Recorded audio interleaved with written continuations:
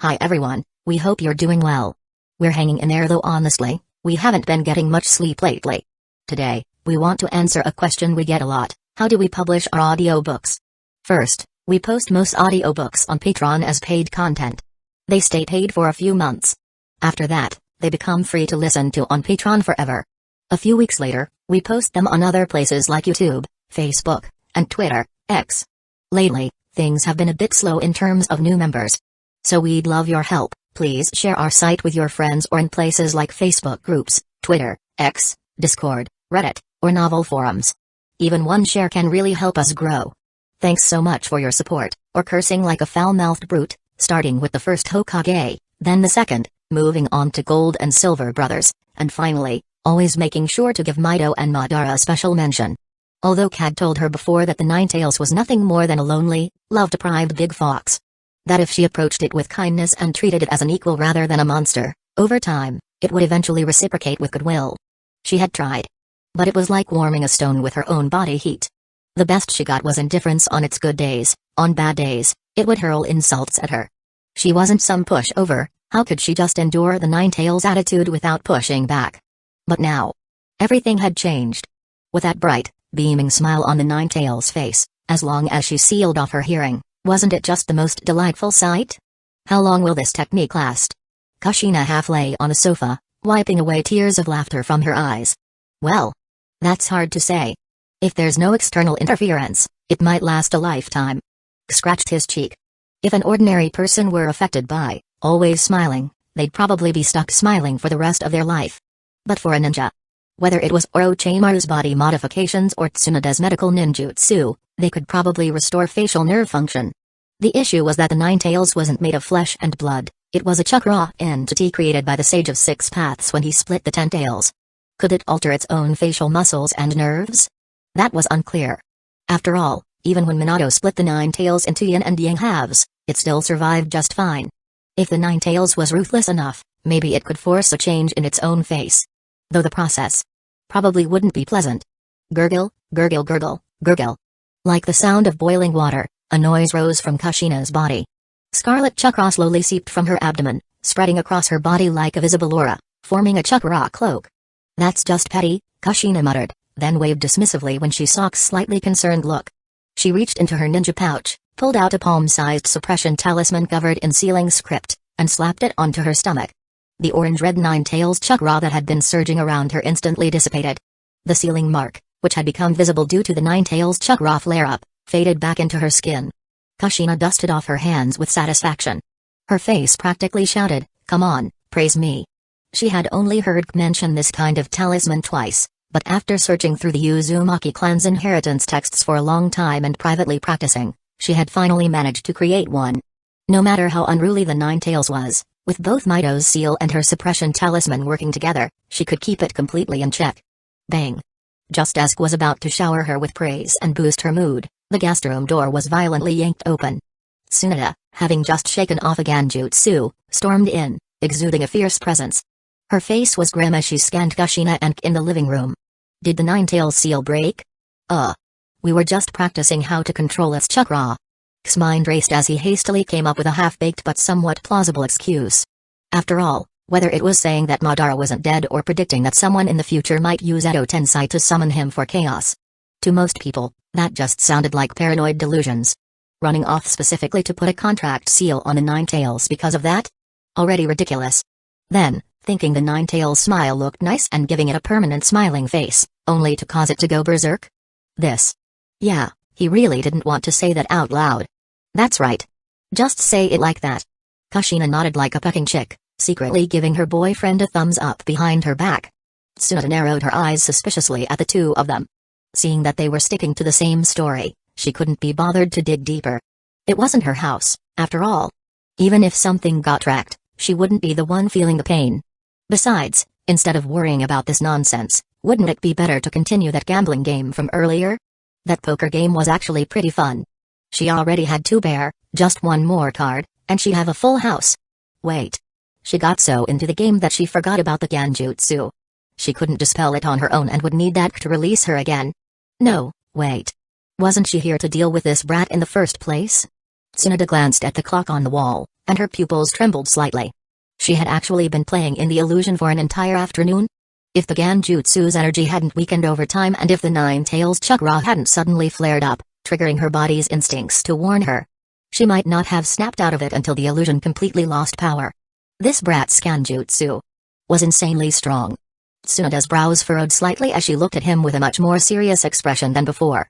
To use a near-instantaneous Genjutsu while exchanging blows in battle, even those Uchiha guys with 3 Tomoe Sharingan might not be able to pull that off. And what was even more ridiculous, this near-instantaneous Genjutsu also had mental backlash. When she first got caught in it, her yin seal-based sensory technique immediately warned her that she was under an illusion. But she didn't forcefully break free right away, not because she was enjoying the casino, but because she had tested it once. And just from that single attempt, a sharp, needle-like sense of danger clearly told her, if she forcibly broke out, her mind would suffer severe damage. Mental injuries weren't something that could be easily healed with mystical palm jutsu or other medical ninjutsu. Even for her, a spiritual wound would require significant recovery time. So, knowing that wouldn't actually hurt her, she just went along with it and enjoyed the illusionary casino experience. But hadn't this brat earlier told her to test the Hazuki clan's secret technique? That Genjutsu was nothing like the Hazuki clan's jutsu. Tsunoda's sharp eyes locked on Tuke, who was now awkwardly forcing a smile. Short golden hair. This blonde kid was actually quite handsome. Decent build. Strong abilities. But wasn't his integrity just a little too flexible? The way he casually threw away his own words with zero guilt. Did Kushina pick her boyfriend just for his looks? So, Lady Tsunoda, how about a game of cards after dinner? Felt extremely uncomfortable under her stare, so he tried to change the subject. First, you explain to me exactly what the hell is up with the Hazuki clan's secret technique. Chapter 48, the Uzumaki women's type explain. How was he supposed to explain this? There was no way could tell Tsunoda that he was just rambling nonsense and planning to take her down in one move when he got the chance. After all, in that situation, the only thing he could think of was the reason why she came looking for him and got physical with him. It was probably just because of the rumors about him and Kushina circulating in the village. The key issue was that he had no way to explain those rumors, and Tsunoda didn't seem like she wanted to hear any explanations anyway. If he didn't take her down first, was he supposed to just stand there and let her wreck his house? Later, when heard Kushina say that Tsunoda came looking for him because she couldn't borrow money from her, he thought about it for a moment and finally understood. Was Tsunoda really short on money? As the strongest medical ninja in the current shinobi world and one of the Sannin, if she just spread the word that she was out of money, forget borrowing, people would be lining up to give her money for free. It was just that Tsunoda at this stage wasn't as completely disillusioned as she was in the original story. She only let go of her image entirely when she was with family. So, when she saw Kushina seriously analyzing what kind of money could be borrowed and what couldn't, and once again advising her to stop gambling, of course, she had to come take a look. This woman. She came to inspect her future brother-in-law. His expression almost cracked. At least at this moment, he genuinely wanted to cover his face and run away. What a miscalculation. At the time, he was only thinking about stopping this violent woman from destroying his house. If he had known earlier, he should have had a little more patience and sparred with her for a while longer. Who knows, maybe after her little test, they could have all sat down happily for dinner. Tsunodane, I heard that Jiraiya-senpai and Orochimaru-senpai are back too. How about we invite them over tonight and have some fun together? Seeing her boyfriend's awkward expression, Kushina quickly stepped forward, wrapped her arms around Tsunoda's, and changed the subject with a cheerful smile. TCH, what's so fun about those two idiots? I'd rather watch this kid's Genjutsu. Tsunoda pouted unhappily but let Kushina pull her over to the couch. She had figured it out. Kushina's whole heart was with this kid, and she wouldn't tolerate him being wronged in the slightest. Women in love. Hopeless. Well then, after dinner, I'll perform for you, Tsunodane? Tested the waters. Tsunoda gave him a "you're finally getting it" look before turning to pat her flat stomach. Then, she shot Kushina a glance that basically said, you handle this. She had overslept this morning and missed breakfast, then spent the whole afternoon slaughtering enemies in the illusion world. Now that the sky was dark, if she didn't eat soon, she was afraid even her chest would shrink from hunger. I got it. Quickly got up from the couch and headed straight for the kitchen. This was at least Kushina's family visiting. At first, he didn't understand the situation, so knocking her out with Genjutsu was one thing, but if he didn't even offer her a meal now, that would be way too rude. Besides, if Kushina went to cook, he'd have to stay here making awkward conversation with Tsunoda. And he was afraid his toes would curl from embarrassment. Do you remember the announcement the village made a while ago? Kushina, amused by her boyfriend's hasty retreat, turned to strike up a conversation with Tsunade. Announcement? Who even pays attention to that stuff? It was about the Uzumaki clan. Oh, so? This time, K and Minato went on a mission together and brought back a girl from the Uzumaki clan. Her name is Onoka. I heard she's dating Minato. Wait, hold on. Why do all you Uzumaki women like blonde guys? Huh? What do you mean, huh? Do you only look at faces when picking a boyfriend? I remember. The two girls lowered their voices, chatting in the living room. Vaguely overheard the conversation in the living room and almost rolled his eyes to the sky. What do you mean all Uzumaki women like blonde guys? His hair wasn't just blonde, it was gold. Gold. And besides, weren't they basically the same? Weren't their hair colors the same? Forget it, since you just called me handsome, I'll let this slide. Muttering to himself, K decided to spare his future sister-in-law for now. He turned around, opened the fridge, picked out his favorite vegetables and meats to prepare dinner, and then glanced at the system interface. He had just received 3 chances to draw new traits, and he hadn't used them yet. Let's Gaka. Obtained, 1 pregnancy, 9 babies, blue, nothing to his name, gray, expired milk, white, 1 pregnancy, 9 babies, blue, a natural pregnancy enhancing physique. Increases pregnancy probability, with a small chance of having twins, triplets. Up to 9 babies. Enhances post-birth recovery and likelihood of future pregnancies, nothing to his name, gray, a pitiful guy cursed by misfortune. No matter how hard he tries to change, his length will gradually shrink to below 5 centimeters. Greatly increases the chance of being disliked by partners, breakups, divorces, and self-esteem issues. Expired milk, white, when using medical ninjutsu, causes unpredictable, subtle changes in its nature. Slightly improves medical ninjutsu control and healing effects, but patients may experience mild, short-term side effects, 1 blue, 1 gray, 1 white. K pursed his lips and subconsciously glanced at Kushina and Tsunade, who were whispering in the living room.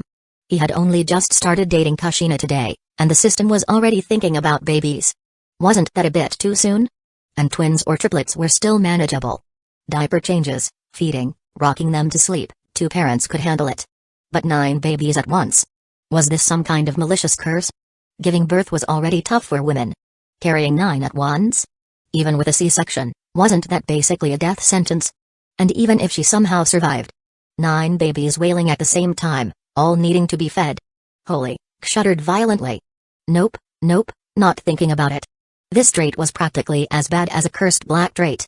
And then there was nothing to his name. At first glance, he thought it meant losing all his money. But no, it was worse than 1 pregnancy, 9 babies. It even specifically stated, no matter how hard you try, it will still shrink. So even Orochimaru's soft body modifications wouldn't save him? Glanced downward and silently thanked fate for his generous proportions. Otherwise, this would have been terrifying. As for the last one, expired milk. For a medical ninja, it was probably, maybe, somewhat useful. It increased medical ninjutsu control and healing effects, but the mild side effects part was. Did I forget to wash my hands? Or have I just been doing too many bad things lately? Glanced at his hands, which were currently washing vegetables, and immediately rejected that thought. No way, this wasn't his fault. Absolutely not. He was a guy who loved his village. Though, he did take out the Anbu leader. He cared about his friends and even set up Minato's love life. He helped others, he even made Kurama smile. And he guided his students with care, while occasionally using them as free labor. He was a good guy. So, how could he be the problem? If anything, it was the system's fault. This shady system was probably broken from the start. Ever since he got the system, how many proper traits had he even drawn? Yeah, that was right. It was all the system's fault. He was a good guy. Chapter 49, Shikaku, You're My Guy. Was quite dissatisfied with his trait extractions. If it weren't for the fact that he still had a trait duplication left, he might have demonstrated to the system on the spot what it truly meant to speak eloquently, in a rather colorful way. Compared to previous trait extractions, this time, he didn't get a single trait that could provide him with real benefits. Wasn't this just pure mental torment? Looks like I can't count on trait extraction in the future. With a sigh, temporarily pushed aside the frustration brought by the traits. Hearing Kushina and Tsunade whispering in the living room, he quickly focused on handling the ingredients in his hands. He had always been keenly aware of his own shortcomings. At present, he didn't lack powerful offensive methods. His mastery of yin release and water style allowed him to instantly take down the vast majority of ordinary Jonin. Even if he encountered multiple well-coordinated Jonin squads, the ultra-high mobility provided by the Flying Thunder God Jutsu would allow him to crush them with ease. The only thing he needed to consider was whether he had enough chakra. So, which type of trait he should duplicate was already a no-brainer. He had seen quite a few traits that could increase chakra: Nine Tails Jinchuriki, Tailed Beast, Overflowing Power, Chakra Storage. Among them, the strongest was undoubtedly Nine Tails Jinchuriki. As the most powerful tailed beast, the Nine Tails could do far too many things. Forget about the Baryon mode from certain combustive materials, even just the perfect Jinchuriki mode was enough to make people drool with envy. But the corrosiveness of the Nine Tails chakra, he had seen it with his own eyes. Without the powerful vitality of the Uzumaki clan, an ordinary person becoming the Nine Tails Jinchuriki was basically the same as seeking death. And to become a perfect Jinchuriki, one not only needed the strength to suppress the tailed beast but also had to open their heart completely to it. For someone who would restore his phone to factory settings before dying, did he even need to think about whether he could do that? Not to mention, he was a transmigrator. Opening his heart to a tailed beast? Yeah, right. Then there was Tailed Beast. The Nine Tails was a unique chakra life form. If dared to duplicate this trait, he would probably turn into a chakra life form himself in mere minutes. Would he really end up like Dio, shouting, "I reject my humanity, Jojo"? As for overflowing energy, he should duplicate it from Angoka instead. Overflowing energy, purple, the powerful bloodline of the Uzumaki clan grants immense vitality and abundant chakra. Cellular activity, lifespan, and chakra reserves significantly increase, along with a slight enhancement in physical strength. The power of the Uzumaki bloodline was undeniable. With this trait, he would essentially inherit the Uzumaki bloodline. Would he end up with red hair? He wasn't sure. But his body's bloodline would definitely undergo some changes. If his girlfriend weren't Kushina, he would have duplicated it from her without hesitation. But given the current situation, his only viable target was Angoka. Luckily, Angoka and Kushina were distantly related, far beyond the 5-generation limit. Otherwise, would he have the strength to endure it? Could his bones be that strong? Probably not. Damn. Tsunade. Can't you just have the sage body? It's literally from your own grandfather, why didn't you inherit something good? While stir-frying, was mentally ranting about Tsunade. Out of all the things she could inherit from Hashirama, she only got the gambling addiction, and she loses every single time. Absolutely ridiculous. If Tsunade had the sage body, he wouldn't even bother looking at overflowing energy. Even after venting for a while, he still felt regretful. Based on Orochimaru's progress in researching Edo Tensei from the original storyline, it would take at least another 10 years before he had a chance to see Hashirama. And even then, who knew whether Hashirama would still have the sage body trait after being resurrected through Edo Tensei? After all, an Edo Tensei body isn't made of flesh and blood, it's a reanimated corpse. At this stage, if he wanted to obtain the sage body, there seemed to be only one possible option. Madara? Forget all that Ajra and Indra Chakra influence. Madara did awaken the Rinnegan after obtaining Hashirama's power. That meant there was a high probability that he currently possessed the sage body. Who even knows where that edgy old man is hiding? Muttered as he quickly plated the freshly stir-fried dish from the pan. Just as he was about to start cooking the next one, a thought suddenly struck him. Yamato. In the original story, Yamato's wood style was somewhat underwhelming compared to Hashirama's legendary status as the god of shinobi. But during the Fourth Great Ninja War, when he was controlled by White Zetsu, he definitely made his presence felt. That wood style technique, which could fire all 5 elemental releases, was downright terrifying. Could he also have the sage body? Nah, probably not. If he did, people in his past life wouldn't have made fun of him with lines like, "Hashirama's wood style conquers the world, Yamato's wood style does a landscaping." The one with the special physique was likely that White Zetsu called Toby. However, by this point, hadn't Yamato already undergone cell transplantation? Thought back to the timeline from the original series. Danzō and Orochimaru had secretly selected 60 infants for Hashirama cell implantation experiments. After most of the test subjects died, the project was abandoned. Yamato, deemed a failed experiment, miraculously survived and was later discovered by Danzō. By age 10, he had completed training en route and became a member codenamed Danzō. Soon after, Danzō assigned him to assist Orochimaru's defection. If the Snake Sannin defected when Yamato was 10, and we count backward. Right now, he should be around 3 or 4 years old. I wonder if Danzō has already taken him in. His eyes flickered with thought. Based on his reasoning, Wood style and a sage body were likely two separate traits. Even if Yamato didn't have the sage body, he definitely had wood style. If he could get a hold of Yamato early on, and if he got another trait duplication in the future, could he maybe, just maybe, duplicate wood style? Kekek. Tomorrow, after visiting the archives, I should check the intelligence room and ancient records library. A sly smile appeared on K's face. Most of the time, expectations are beautiful, but reality is cruel. But hey, everyone needs a dream, right? Tomorrow, after going to the Hokage's archive room to select the two jutsu Hiruzen had promised him, he would dig through the intelligence room and ancient records. Who knew? Maybe he'd find information about Madara's hiding place. As for Yamato, the original wood-style research base, by now, probably very few people knew its exact location. And those who did know weren't likely to tell him. Sifted through his memory palace, searching for key details from the story. Then, he found something. The scene where Hiruzen confronted Danzo with an investigative report, ordering the immediate halt of wood-style research. His heart skipped a beat. A document like that would absolutely have been classified and sealed afterward.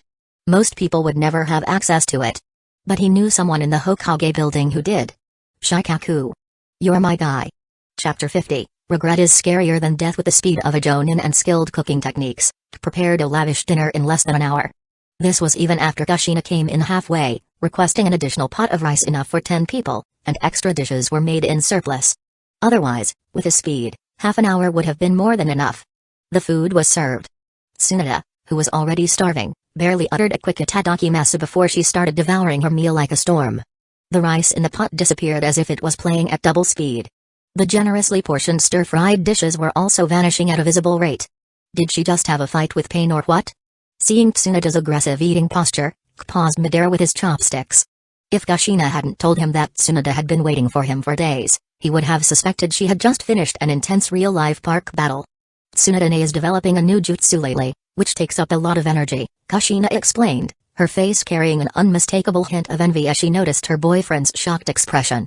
She didn't care about the jutsu development. What she envied was that Tsunade could enjoy all kinds of delicious food without any restraint. High-level medical ninjutsu required the use of yang-release chakra transformation. Just like the Akimeki clan's secret techniques, which allowed them to quickly store fat from food and convert it into chakra, Tsunade's mastery of medical ninjutsu meant that no matter how much she ate, she would only gain weight in the right places while keeping the rest of her body slim, without any concern about ruining her figure. In fact, eating more could even help replenish the chakra in her yin seal. She was so envious she could cry. The first thing that came to K's mind was the auxiliary seal that assisted the yin seal's operation, specifically designed to counteract Ganjutsu. But thinking about it again, that didn't seem necessary. After all, Tsunade was the one who developed the yin seal with its chi-like effect that could reattach severed body parts. A small, technically simple seal wouldn't take her more than a few hours to figure out. That really wouldn't be a big deal. So was it a new jutsu? Wait a minute. Tsunade, with your current level of medical ninjutsu, is it possible to create a reincarnation ninjutsu-like? K seized the moment when Tsunade paused to chew and quickly asked. Her hand, which was about to scoop more rice, froze for a brief second. Her sharp eyes lifted from her rice bowl as she subconsciously thought of a certain white snake. Reincarnation ninjutsu? Hey, do you know medical ninjutsu? I know a few medical water-style techniques. K put down his chopsticks, feeling slightly embarrassed about this topic. Back when he was in the analysis team, he had gone through the memories of several medical ninja and even trained in medical ninjutsu for a while. Unfortunately, he was born without yang-release chakra affinity, and whenever he used medical ninjutsu, his chakra naturally mixed in some yin-release properties. Not only was it difficult to master, but the effects were highly unstable. A half-dead fish, after treatment, would either do a dramatic spin with a double backflip before dropping dead, or go completely stiff as if it had been knocked unconscious, dying on the spot. If he hadn't gotten water-style mastery from the system, which allowed him to instantly comprehend a few medical water-style techniques, his medical ninjutsu, its greatest function would have been adding more grilled fish to the analysis team's menu. Medical water-style, huh? That's a very gentle technique. Tsunade's sharp gaze softened considerably upon hearing K's answer. Unlike the mystical palm jutsu or creation rebirth, which rely on yang-release chakra to forcibly activate cell activity and induce rapid cell division for healing, medical water style instead provides the body with nutrients and energy using water chakra, allowing cells to naturally enter a stable regeneration state.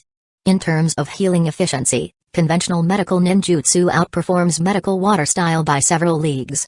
However, excessive forced cell regeneration inevitably consumes the patient's life energy and shortens their lifespan. This is also why many severely injured ninjas remain weak for a period even after they have fully recovered. Although medical water style has a much slower recovery speed, it is undoubtedly more friendly to the patient and causes far less damage to the body than conventional medical ninjutsu. It is also a better treatment option for those with severely deteriorated bodily functions.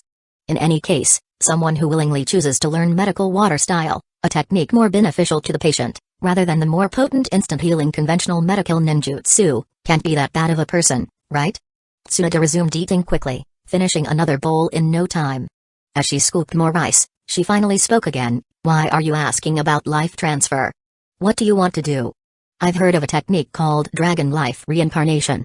It uses yang release chakra transformation to transfer the user's life energy to another person, healing them no matter how severe their injuries are. I've heard of it. But once it's cast, the user dies. Are you willing to accept the cost? There are people and things more precious than life itself. And sometimes, regret is scarier than death. The monk finished speaking, the dinner table fell into silence. Tsunade, holding a freshly filled bowl of rice, stared blankly at the grains as she absent-mindedly poked them with her chopsticks. Kushina, deeply moved, was about to wipe away her tears when she noticed subtly making a mind-body switch jutsu hand sign under the table at her. You bastard. Give me my emotions back. She puffed up her cheeks, afraid that Tsunade would notice her reaction. She quickly lowered her head and started poking at her rice with her chopsticks too. Rice, I'd rather have stayed in the pot. Do you have any leads on such a technique? Tsunade snapped out of her memories. She had to admit, even though she considered herself someone with nothing left to lose, the idea of such a jutsu still ignited a deep longing within her. If that technique had existed back then, could things have been different? I recently acquired a secret technique from the Hazuki clan called Hydration Healing Jutsu. It allows the user to turn into water and wrap around a target's wounds to rapidly heal them. It involves a form of life transfer. But this type of life transfer is purely passive, it doesn't touch the core essence of it. I've also heard that Taki's secret kinjutsu, Earth Grudge Fear, can completely transfer life energy into special black tendrils. Then there's the underground bounty stations in the Land of Fire. Some ruthless individuals there use a technique that transfers life energy through blood and binds it to hair strands. There is also a one-time use-only jutsu which uses life energy to achieve a complete transformation, shedding injuries and emerging reborn. Oh, and that rogue medical ninja Shinno, he's been to Hidden Lee Village a few times. It's said that he has extensive research on body activation and possesses a forbidden jutsu for physical regeneration. I think, if I can master these various life transfer methods, refine them slightly, and combine them with either the Funa clan's metamorphosis technique or Shinno's physical regeneration jutsu, I might be able to create a technique similar to Dragon Life Reincarnation. Casually laid out his initial plan. Tsunade's gaze, which had softened earlier, now turned sharp, filled with suspicion and caution. Does this kid even understand what he's saying? It was one thing if he was just talking about a jutsu from Kusa. But now he was bringing in Kiri, Taki, the underground bounty stations, and even that mysterious missing ninja Shinno. You're not trying to create a jutsu, you're trying to start a war. Chapter 51, The Possibilities Are Endless. K's idea of drawing from the strengths of many and creating a new technique was firmly rejected by Tsunade without any room for negotiation. According to her, merely transferring life energy wasn't particularly difficult. The real challenge was how to use the transferred life energy to heal the recipient's physical injuries. After all, not everyone was like Gaara in the original story. Despite being captured by Akatsuki and having his tailed beast extracted, his body remained intact. In most cases, the fatal injuries that ninjas suffered could only be described as horrific. Even Rin's death, having her chest pierced, was already considered one of the less gruesome ways to die in the ninja world. After listening to Tsunade, silently revised his list of required techniques, removing the Earth Grudge Fear. At the same time, he highlighted the Dragon Life Reincarnation. Even if he couldn't openly seize them like Hidden Cloud's village did, with his current strength and mastery of yin release, finding an opportunity to capture someone who knew the techniques and rewriting their memory afterward wasn't particularly difficult. Perhaps because of the conversation, Tsunade seemed to recall memories of her past. After finishing an entire table's worth of food and rice, she didn't ask to go on a rampage with a certain jutsu but instead returned to her room to continue researching her previous techniques. K and Kushina were exhausted from their day's work. K had just returned from a long mission, while Kushina had overseen the construction of the new Jonin standby station. After sorting out several large boxes brought back from the old Senju residence, they both washed up and went to their respective rooms to rest, exchanging a brief goodnight. As for any romantic cohabitation scenarios, in front of Tsunade, the two of them tacitly restrained any inappropriate thoughts. A silent night passed. At 9:30 a.m. the next morning, accompanied by the sound of drizzle, woke up from a deep sleep. They said every autumn rain brought a drop in temperature. This late September rain took away the last traces of summer's heat. Opening the bedroom door, the once spacious living room was now filled with ingredients and cooking utensils. The order he had given to Yoshino last night was neatly placed on the dining table, along with a sticky note and breakfast. "I've checked the order, and nothing is missing. I have an appointment with the furniture store owner today to customize furniture for the Jonin standby station, so I won't be back until the afternoon. There's an umbrella prepared at the entrance, don't forget to take it. Also, make sure to finish your breakfast before you leave." The handwriting on the sticky note was familiar. A faint smile appeared on K's lips as he washed up quickly and sat down to eat his breakfast. Even though Kushina wasn't home at the moment, the feeling of having someone always looking out for him was still warm and comforting for someone who had lived alone for so many years. After finishing his meal, he changed into a simple battle outfit and put on a brand new Jonin vest. After checking the scrolls in his pocket and the ninja tool pouch on his waist, he grabbed the umbrella at the entrance and headed out. On rainy days, the streets of Hidden Leaf Village were noticeably less crowded. Even though the stone-paved roads didn't get muddy in the rain, many people still preferred to stay indoors in such weather. He enjoyed rainy days. Whether it was sleeping under warm blankets, leaning on the windowsill watching the rain, or quietly writing something, the gentle sound of raindrops outside always made him feel especially peaceful and content. Holding his umbrella, he made his way to the Hokage building. At the steps leading to the entrance, he shook off the water from his black umbrella and temporarily left it in the first-floor document review room before heading upstairs to the archives. The archives were divided into an outer and inner section. In the outer section, there was a desk with 2 chairs, where an Anbu member sat, keeping his gaze fixed on K as he entered. The inner section was sealed off by a thick metal door, with another Anbu standing guard outside, maintaining security. Yesterday afternoon, an order signed by the 3rd Hokage was delivered to the archive room. The ox-masked Anbu captain in charge of guarding the archives registered K's visit and conducted another identity verification. Only then did he retrieve a catalog of jutsu from the archive room, one as thick as 3 fingers stacked together. "No need, I've already made my choice, Bringer of Darkness Jutsu and Spirit Transformation Jutsu." Waved his hand, not bothering to look at the extensive list. While the archive housed a vast number of jutsu, very few recorded in the catalog were actually valuable to him. His heritage, along with his time serving in the analysis team, had already granted him access to an overwhelming number of elemental and specialized jutsu, far beyond what an ordinary ninja could imagine. "Wait here." Ox nodded slightly, put away the catalog, and exchanged a glance with the other Anbu. Then, he pushed open the heavy metal door and entered the inner chamber of the archive.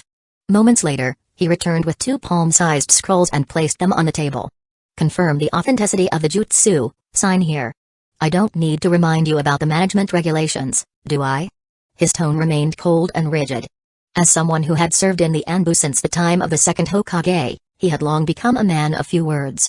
For him, speaking this much today was already a sign of familiarity.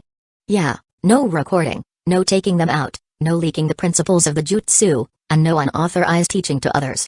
Kun rolled the 2 scrolls, briefly scanning their contents before signing the confirmation document.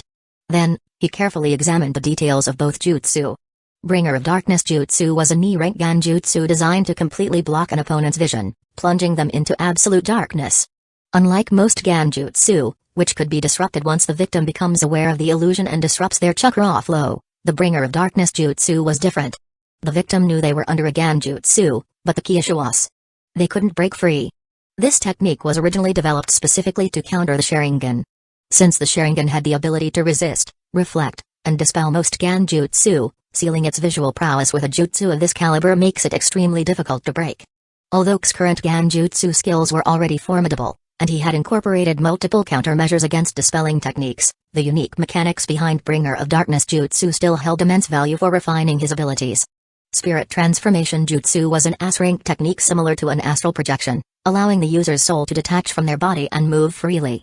This powerful technique enabled rapid movement over vast distances while ignoring physical barriers. Users could sense other souls from afar, transmit chakra through their soul, and remain immune to physical attacks. Perhaps most dangerously, it allowed one to overwhelm an enemy's mind and seize control of their body. The technique was so powerful that even after Edo Tensei was undone, it could retain control over lingering souls. As a member of the Yamanaka clan, X's techniques were already capable of breaking an enemy's spirit and taking control of their body. However, they lacked the ability to fully separate the soul, move independently, or transfer chakra remotely. If he could integrate spirit transformation jutsu into his clan's secret arts, he could adjust his soul's state at will while utilizing his abilities, potentially taking his strength to an entirely new level. Moreover, the instantaneous soul movement ability that came with spirit transformation jutsu. The possibilities were endless. Chapter 52, Found You. Madara only took less than 10 minutes to read before returning the 2 ninjutsu scrolls. With Memory Master of the Shinobi World, his speed reading and memory abilities were greatly enhanced. 10 minutes was already him deliberately slowing down. If he was really in a hurry, he could have forcefully memorized the contents of the scrolls in his memory palace and reviewed them later at his leisure. Leaving the slightly oppressive archive room, Kask the worker on the first floor and learned that Shikaku was once again on duty at the mission assignment office today. Not wanting to make another trip, he decisively opened his umbrella and headed toward the intelligence room. At the latest, he would see Shikaku by tomorrow night. Looking through those classified files required the right opportunity and timing. A day earlier or later didn't make much difference. Instead, it was better to go to the intelligence room first and ask the staff if they had any news about the mountain's graveyard. The light drizzle in the morning gradually turned into a heavier rain as time passed. The raindrops pattered against his umbrella, splashing tiny droplets into the air. Walking through the cold, rainy mist, spun the handle of his umbrella, watching the raindrops splash from the edges. Thinking about the bringer of darkness jutsu he had just read about, he felt his mood improve significantly. The technique could completely counter 3 Tomoe Sharingan and below, making it extremely difficult to break free from. Its principle was simpler than he had expected. It was indeed a Ganjutsu. But the creator slyly incorporated sealing techniques into it. When activated, the target would first see darkness closing in like tendrils, quickly engulfing them and cutting off their vision. This step was actually preparing the sealing jutsu. Since sight was already affected by Ganjutsu, the illusion energy then formed a simple seal around the outer layer. Who would think of that? Simply using Ganjutsu dispelling techniques would never break a sealing jutsu. For most people, once trapped in this illusion, unless they had overwhelming raw power to break free by force, the only hope was for a teammate to quickly eliminate the caster. That's actually a brilliant idea. Murmured in admiration.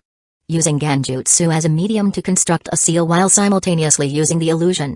Sure, it required insane technique, and even though it only sealed sight, the level of difficulty already reached A rank. But did he lack chakra control?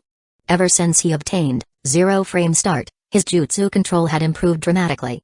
Even the water Rasengan, a super S-rank technique he once struggled with, could now be maintained for a full 30 seconds. Using Ganjutsu to form a simple long-range sealing technique while using an illusion? It couldn't possibly be harder than water-style, spiral shuriken, right? Using a small flying stick and layering a one-line sealing array on top. Suddenly, an image popped into his mind. A dark shadowy figure, forcibly bound to a table. And standing behind it, a fully grown Kakashi, forming the tiger seal with his hands, watching like a predator. Damn, that's brutal. Too brutal. Shuddered, rubbing his arms as goosebumps rose on his skin. A Ganjutsu version of the 1000 Years of Death was already terrifying enough to traumatize entire generations. Now adding a sealing technique on top. That was basically Naruto using 1000 Years of Death with a kunai tied to an explosive tag. Even hyenas weren't this ruthless. As his mind wandered with ridiculous thoughts, finally arrived at the intelligence department. He greeted 2 familiar guards at the entrance, casually handing his umbrella to one of them for safekeeping. Then, he strolled into the intelligence room, where classified information was sorted and compiled. By Hidden Leaf Village's administrative structure, his previous analysis team was a subordinate branch of the intelligence department. After working in the analysis team for so long, he was naturally familiar with the intelligence room, which was also under the department. Back already and heading straight to the intelligence department? Aren't you afraid Inoichi will rope you into doing grunt work? The head of the intelligence room, Sato, adjusted his thick glasses when he saw someone enter. After recognizing the visitor, he smirked and teased him. He was 11 years older than K and had been working in the intelligence department for nearly 10 full years. When K first joined the analysis team, he was just a half-grown brat in Sato's eyes. But in the blink of an eye, he had already reached the age where people talked about marriage. As long as I finish asking my questions and run fast enough, he won't catch me. Grinned and plopped himself onto the chair beside Sato without hesitation. After all, this was the intelligence department. Wasn't coming here basically like going home? You know the rules. If I can answer, I will. Sato chuckled, setting aside the documents he was organizing and looking at the mountain's graveyard. Do you know its exact location? Let me think. If I remember correctly, it's a basin or valley covered in some unknown miasma. Humans or animals who wanders in will get lost. The place is littered with the bones of large creatures, right? Yes, yes. That's the one. Do you have the exact coordinates? Let me check. Ah, found it. You have clearance to look at it freely. Sato got up and walked to a filing cabinet marked Year 40. After rummaging through rows of numbered files, he finally pulled out a sealed document folder, dusted it off, and handed it to Team TACAIM, Death Incident Investigation? Glanced at the title before opening the long sealed folder. The first thing inside was a detailed map of the Land of Iron, with the mountain's graveyard clearly marked. The rest of the folder contained several sketches of the area. They looked almost identical to what he had stored in his memory palace. The written records also provided a detailed account of what had happened there 6 years ago, as well as the official investigation results and conclusions. TACAIM, a ninja, skilled in sensory techniques, cautious personality? Didn't even need to read further. He already knew exactly what had happened. As a sensory ninja, TACAIM must have accidentally detected something unusual while passing by the mountain's graveyard. Two possibilities: he noticed something off and decided to take a closer look, only to get killed by Madara. Or Madara sensed TACAIM's sensory jutsu probing the area and came out to kill him first.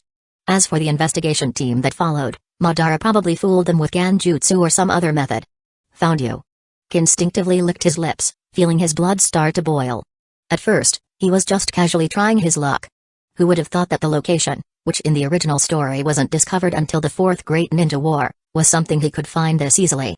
And since Madara was already there 6 years ago, and even took the effort to deal with Hidden Leaf Village's investigation team.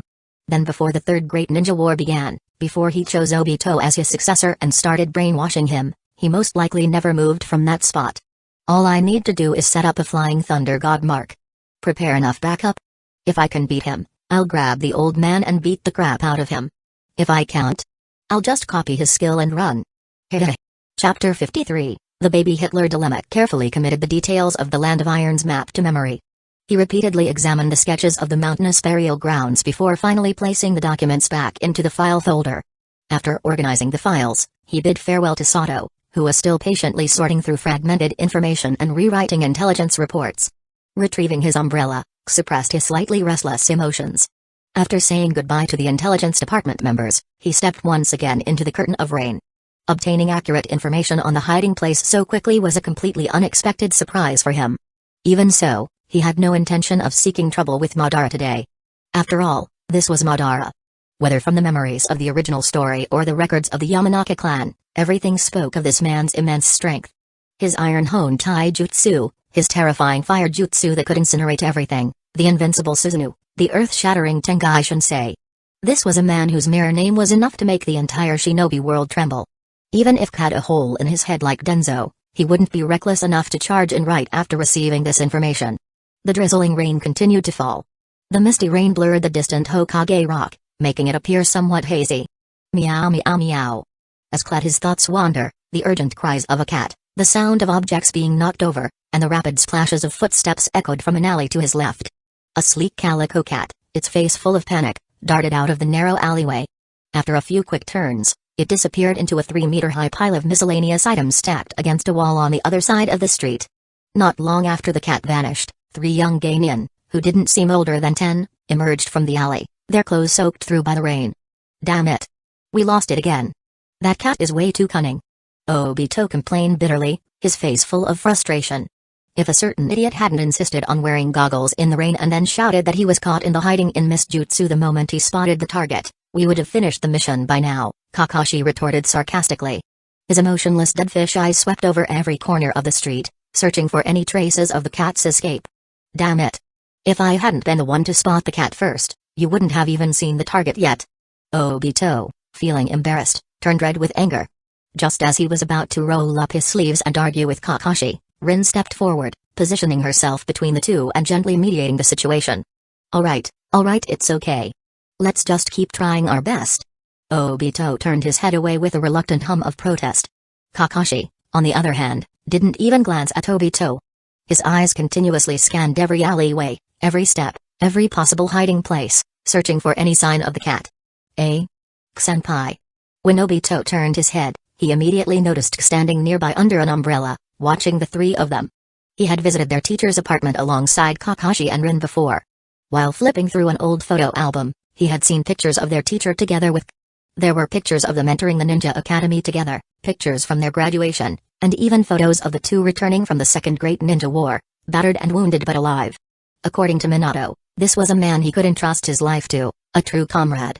Thinking of this, Obito beamed brightly and jogged over to Senpai. I'm Obito, Minato-sensei's disciple. Have you seen a cat run by here just now? Junk pile, replied. He looked at the bright, sunny smile of the child in front of him, a flicker of complexity flashing through his eyes. He raised his hand and pointed to the pile of miscellaneous items where the cat was hiding. Name, Obito Uchiha, career, ninja, traits, deeply emotional, blue, kind, green, friend of the elderly, white, foolish, gray, deeply emotional, blue, a person of true emotions, unpretentious, rich in feelings. This trait enhances spiritual energy growth, slightly increases the power of fire-style jutsu, and boosts latent potential in times of crisis. Kind, green, a pure and simple heart, increases likability and improves relationships with others. Friend of the elderly, white, significantly increases the probability of encountering people over 50, raises the likelihood of being late, and greatly improves favorability when helping the elderly. Foolish, gray, decreases independent thinking ability, making one highly prone to foolish actions. There were no obviously villainous traits like those of Danzō, where one glance would tell you he was a bad guy. Nor were there any overwhelming genius-level traits. A fool, kind-hearted, unpretentious, deeply emotional, popular with old people, capable of explosive power in times of crisis. Wasn't this exactly the personality of a classic shonen protagonist? If he could just grow up normally with a teacher's encouragement, the companionship of his friends, and the care of those around him, even if he couldn't become a hero who saves the world, a person with these traits should at least shine with the brilliance of human kindness, right? Who would believe that this boy would one day turn into the embodiment of destruction? Glanced at the three not far away, sighing at the cruel tricks of fate. To be honest, he had once considered whether he should just eliminate Obito outright. But first, killing a child just because of something that would happen in the future felt like a violation of his conscience. It was like the classic dilemma of using a time travel machine to go back and kill baby Adolf Hitler. Could one justify eliminating an innocent who had not yet committed any crimes, solely based on what they might become? Second, Madara didn't specifically need Obito. What he required was merely someone who could be brainwashed, upon who would obediently follow his plan to realize the Eye of the Moon plan. Obito's awakening talent might be decent, but he was definitely not the only choice.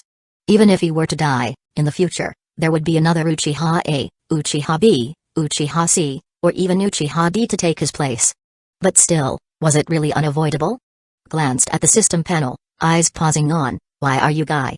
In the original timeline, the fundamental reason Obito was completely brainwashed and committed to executing the Eye of the Moon plan was that he had personally witnessed his beloved Rin being killed by Kakashi. But what if his beloved was Kakashi instead? Damn my moral compass. Why do I hesitate when given such a golden opportunity? Stared at his personal panel for a long time. He stood there, conflicted in silence. Not far away, Kakashi summoned 3 ninja dogs with the summoning jutsu, working with Rin to block the cat's escape routes on the ground. Meanwhile, he leaped onto the rooftop, preventing the cat from fleeing from above. Obito, bickering with Kakashi all the while, began moving the pile of junk, trying to flush the cat out. Seeing its hiding spot compromised, the calico cat jumped out of the junk pile. Obito quickly crouched low and lunged forward, successfully grabbing the cat. Before he could even celebrate, bam! He crashed headfirst into the junk pile. Boom, the precariously stacked junk instantly collapsed, burying both him and the cat beneath it. Even the continuous rain couldn't suppress the massive cloud of dust that billowed into the air. Quinced, feeling second-hand pain from the scene. Closing his eyes, he used sensory perception to check the bottom of the junk pile. There, beneath the rubble, despite being crushed and clearly in pain, Obito still stubbornly curled himself around the small cat in his arms, shielding it. Let out a small sigh in his heart. Obito, may you always remain kind-hearted. Chapter 54, 9 Babies and a Blessing. Obito. Obito. Rin ran forward in a panic, frantically pulling at the collapsed pile of debris. Even the usually indifferent Kakashi was startled, quickly leaping down from the rooftop. "I'm fine, hiss, Rin, I'm fine. Hiss, So painful. Cough, cough, almost choked to death. Obito's voice came from beneath the debris. He hadn't even finished speaking before he gasped in pain several times. Step aside. A calm voice came from behind Kakashi and Rin. Hearing it, the two immediately stepped aside, knowing that K had chosen to help. With a single-handed seal, the surrounding rainwater swiftly gathered around the debris. In an instant, a massive water sphere formed, completely enveloping the pile of debris in a translucent, pale blue water prison. With a flick of his hand, the water prison lifted several meters off the ground, carrying the debris within it, and then smoothly moved it to a corner.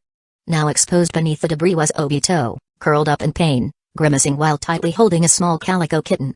"Are you okay? Don't move. Let me check." Rin rushed to Obito's side and pulled out a portable first aid kit from the pouch at her waist. She quickly began treating the wounds on his back. Meanwhile, Kakashi took the mission target from Obito's hands. His gaze remained fixed on the spot where the water prison jutsu had just dissipated. Instead of bursting apart with a splash, the water prison had released its contents in a controlled manner, neatly stacking the debris before dissolving soundlessly into the surrounding rain. That level of water-style control. He had never seen, no, not even heard of such a technique. The water prison jutsu could be used like that? And after using a water jutsu, the water didn't just disperse instantly? Was this man really from the Mizukage's clan? Shouldn't they specialize more in their clan's secret techniques? Or was he an anomaly? Or perhaps his clan's secret techniques were even stronger than water style? Hadn't Guy mentioned before that his squad's new instructor had the same name? Despite keeping his usual cold, dead fish-eyed expression, his mind was now filled with countless questions. Watching the mysterious figure quietly turn and leave, Kakashi's grip on the kitten tightened slightly. He had always believed that his own strength was already close to that of seasoned Jonin, lacking only battle experience. He thought that once his body grew a little more, once his speed and power improved further, he could stand among the best of the Jonin. But now, it seemed he had been too arrogant. Jonin. There were not only many strong ones but also true monsters like his teacher, and this man. Hey, Kakashi, I was the one who got the intel first this time, and I even captured the mission target myself. Obito, now receiving Rin's meticulous treatment, still had a childish look of pride and triumph on his face. As for his injuries, they were just bruises and minor contusions from falling debris. Once the medicine was applied, he'd be mostly fine in no time. Compared to the satisfaction of making Kakashi look bad, these minor injuries were nothing. You nearly got the mission target killed. Kakashi held the calico kitten under its front legs, looking at Obito with cold indifference and a hint of disdain. It was just a D-rank mission. Failing the first capture attempt was one thing, but then Obito not only got himself injured but nearly harmed the target as well. Impulsive. Reckless. Emotional. No sense of consequence. No concept of time. Always causing unexpected problems at crucial moments. Kakashi had never imagined he would ever have such a person as his teammate. Relax, relax, teammates should get along, you know. Huh? Did Senpai already leave? We didn't even get to properly thank him for his help. Rin subtly shifted her position, blocking the tense eye contact between Kakashi and Obito. Glancing at the spot where Ket stood moments ago, she deliberately changed the topic, playing the role of the team's mediator and peacemaker. At a street corner hidden in the misty rain, rolled his eyes upon noticing Minato's shadow clone peeking from behind a wall. If you're going to keep an eye on him, why not do it in the open? Kakashi is already a Jonin, but his personality and approach to handling things are a bit extreme. I still hope he can come to understand the importance of comrades. If he knew I was watching, it would affect his true thoughts and decisions. Minato scratched his head with a sheepish smile, indirectly pointing out Kakashi's problem. Gifted, strong, and highly disciplined, but deeply affected by the incident with Sakamo. Some of Kakashi's behavior during missions gave Minato quite a headache. TCH, his father died for nothing. Clicked his tongue, casually making a jab at Kakashi. He'll understand one day. Minato sighed, a complicated look flashing in his eyes. Hidden Leaf Village's White Fang had once been seen as a strong contender for the title of 4th Hokage. Who could have predicted that a mere wave of rumors would drive him to take his own life? Back then, even Minato himself couldn't understand why Sakamo made that choice. But after K's insights and observing how Hidden Leaf Village had changed over the years, he truly felt the profound impact of that event. In the 6 months following Sakamo's death, Hidden Leaf Village's mission casualty rate skyrocketed. Though some higher-ups refused to admit their mistake, the Hokage repeatedly reminded ninjas to value both their own lives and those of their comrades when accepting missions. Many high-difficulty missions even included instructions allowing for withdrawal if necessary. As long as there was a valid reason, no one would be held accountable. The number of missions that required completion at any cost had significantly decreased. Many ninjas, especially those frequently assigned to higher-risk missions, privately felt relieved. Who could say that White Fang's death had no meaning? Where's your real body? Had no intention of continuing the discussion about Tsukumo. He had once tried to change the White Fang's fate, but the Hatake clan came from a lineage of samurai. Tsukumo had his own beliefs and principles, and it was precisely because of them that he became the legendary White Fang of Hidden Leaf Village. So when those beliefs collapsed, neither K nor anyone else could have convinced him otherwise. Well, those researchers we brought back from Summoning Island have all been interrogated using reverse hypnosis by the Anbu. A new research facility is already under construction at Training Ground Zero. When Ongoka heard about it, she volunteered to undergo reverse hypnosis as well. So your real body is with your girlfriend, while your shadow clone is babysitting your student? Must be tough for you. Haha, it's not so bad. Come to my place tomorrow afternoon with Ongoka. Kashina, Shikaku, and Yoshino will be there too. We'll try out a new restaurant's menu. Ongoka will definitely be happy to hear that. Minato nodded with a smile. Anbu's reverse hypnosis wasn't as detailed as memory extraction, but it was enough to confirm Ongoka's allegiance. Having her undergo questioning before meeting Kashina would prevent any objections, even from the Hokage. Then, Minato suddenly recalled something awkward from the night before and hesitantly asked, "Do you know how to go about getting approval for residential land use? Planning a love nest? Can't stretch out properly in the Jonin apartments? Huh? No, that's not, Minato panicked. Just bring your Jonin ID and go see Suzaku. He's well connected. When you move into your new home, I'll send you the best blessing possible." K patted Minato's shoulder, cutting off any further explanations. What kind of blessing? 9 babies in one go. Chapter 55, an urn the size of a cigarette box. After bidding farewell to Minato, leisurely strolled back home. He quietly activated the secret technique of the Yamanaka clan again, connecting through the back door to the sensory barrier that enveloped the entire Hidden Leaf village. Following the chakra signatures of Guy, Kurenai, and Genma, he easily found the 3 of them under the awning outside the Sweet Chestnut store, eating yokan while watching the rain. He then performed a summoning technique, intending to summon his most familiar crow to bring the 3 youngsters over. This crow was different from the swift-type crow he had previously summoned in the Summoning Island. It had noticeably higher intelligence than its peers. It could understand and follow some not-too-complex commands. Its favorite pastime was wandering around Hidden Leaf Village during the sanctuary's free-flying hours, spotting people with food, and using its sweet-talking skills to snatch a few bites. Because of this habit, its body was nearly half the size larger than other crows, round and plump, causing its flight speed to be significantly slower than its peers. Amused by its intelligence, not only accepted it but even gave it a name, Corvi. However. Wait, what the hell, where's Corvi? He stared blankly at the fading smoke. Refusing to believe it, he dipped his finger into his blood reservoir again and performed the summoning technique once more. Unfortunately, the crow was still nowhere to be seen. Feeling uncertain, he tried summoning other crows instead. A chorus of cawing instantly echoed throughout his residence. Did it die? He casually dismissed the summoning technique and stood up, bewildered. If the issue wasn't on his end, then something must have happened to his summoning beast. There were only 2 reasons a summoning beast wouldn't respond to a summoning. 1. It was trapped within a sealing barrier or had its body bound by a seal. 2. It had already passed away. Who in their right mind would go out of their way to seal a fat crow? So, how did Corvi, which was perfectly fine, just disappear? Yesterday, when he returned, he had left his falcon, Pidgeot, at the Bird Summon Beast Sanctuary for temporary care. The staff hadn't mentioned anything to him. Did something happen between noon yesterday and now? Wait. His memories flashed through his mind, replaying the scene from the sanctuary yesterday. When the staff received him, their expressions. At the time, he had been in a rush to report his mission with Minato at the Hokage's office and hadn't paid much attention. But now that he recalled it, their gazes seemed evasive. 1 or 2 people might have been a coincidence, but if no one dared to meet his eyes, then wasn't that suspicious? Are you kidding me? I pay so much money to the sanctuary every year, and they didn't even bother to tell me my summon is dead? The more he thought about it, the angrier he became. He even suspected that something had gone wrong at the sanctuary, leading to his summoning beast's disappearance. Without caring about his plans for breakfast anymore, he immediately got up and rushed toward the northeast part of Hidden Leaf Village. The Hidden Leaf Village Bird Summoning Beast Sanctuary was located in the northeast corner of the village, built against the cliff face of the Hokage Rock. On clear days, flocks of summoning birds could be seen soaring freely in the sky or perching on the cliffs for rest. But today, Due to the weather, most of the birds were staying inside the sanctuary to avoid the rain.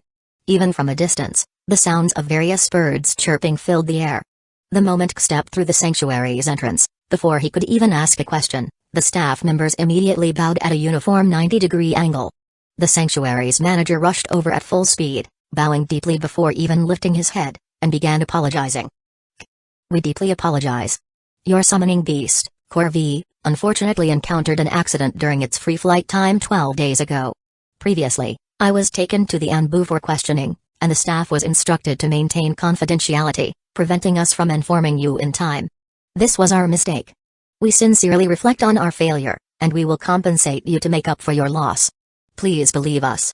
After his long-winded apology, the manager quickly pulled out an envelope from beneath the office desk, which had clearly been prepared in advance, and respectfully presented it with both hands. Judging by its thickness, it seemed to contain around 5 million ryo. 10 crows housed at the sanctuary, with an annual boarding fee of approximately 800,000 ryo. That meant the cost of keeping a single crow per year was 80,000 ryo. Don't think that's cheap.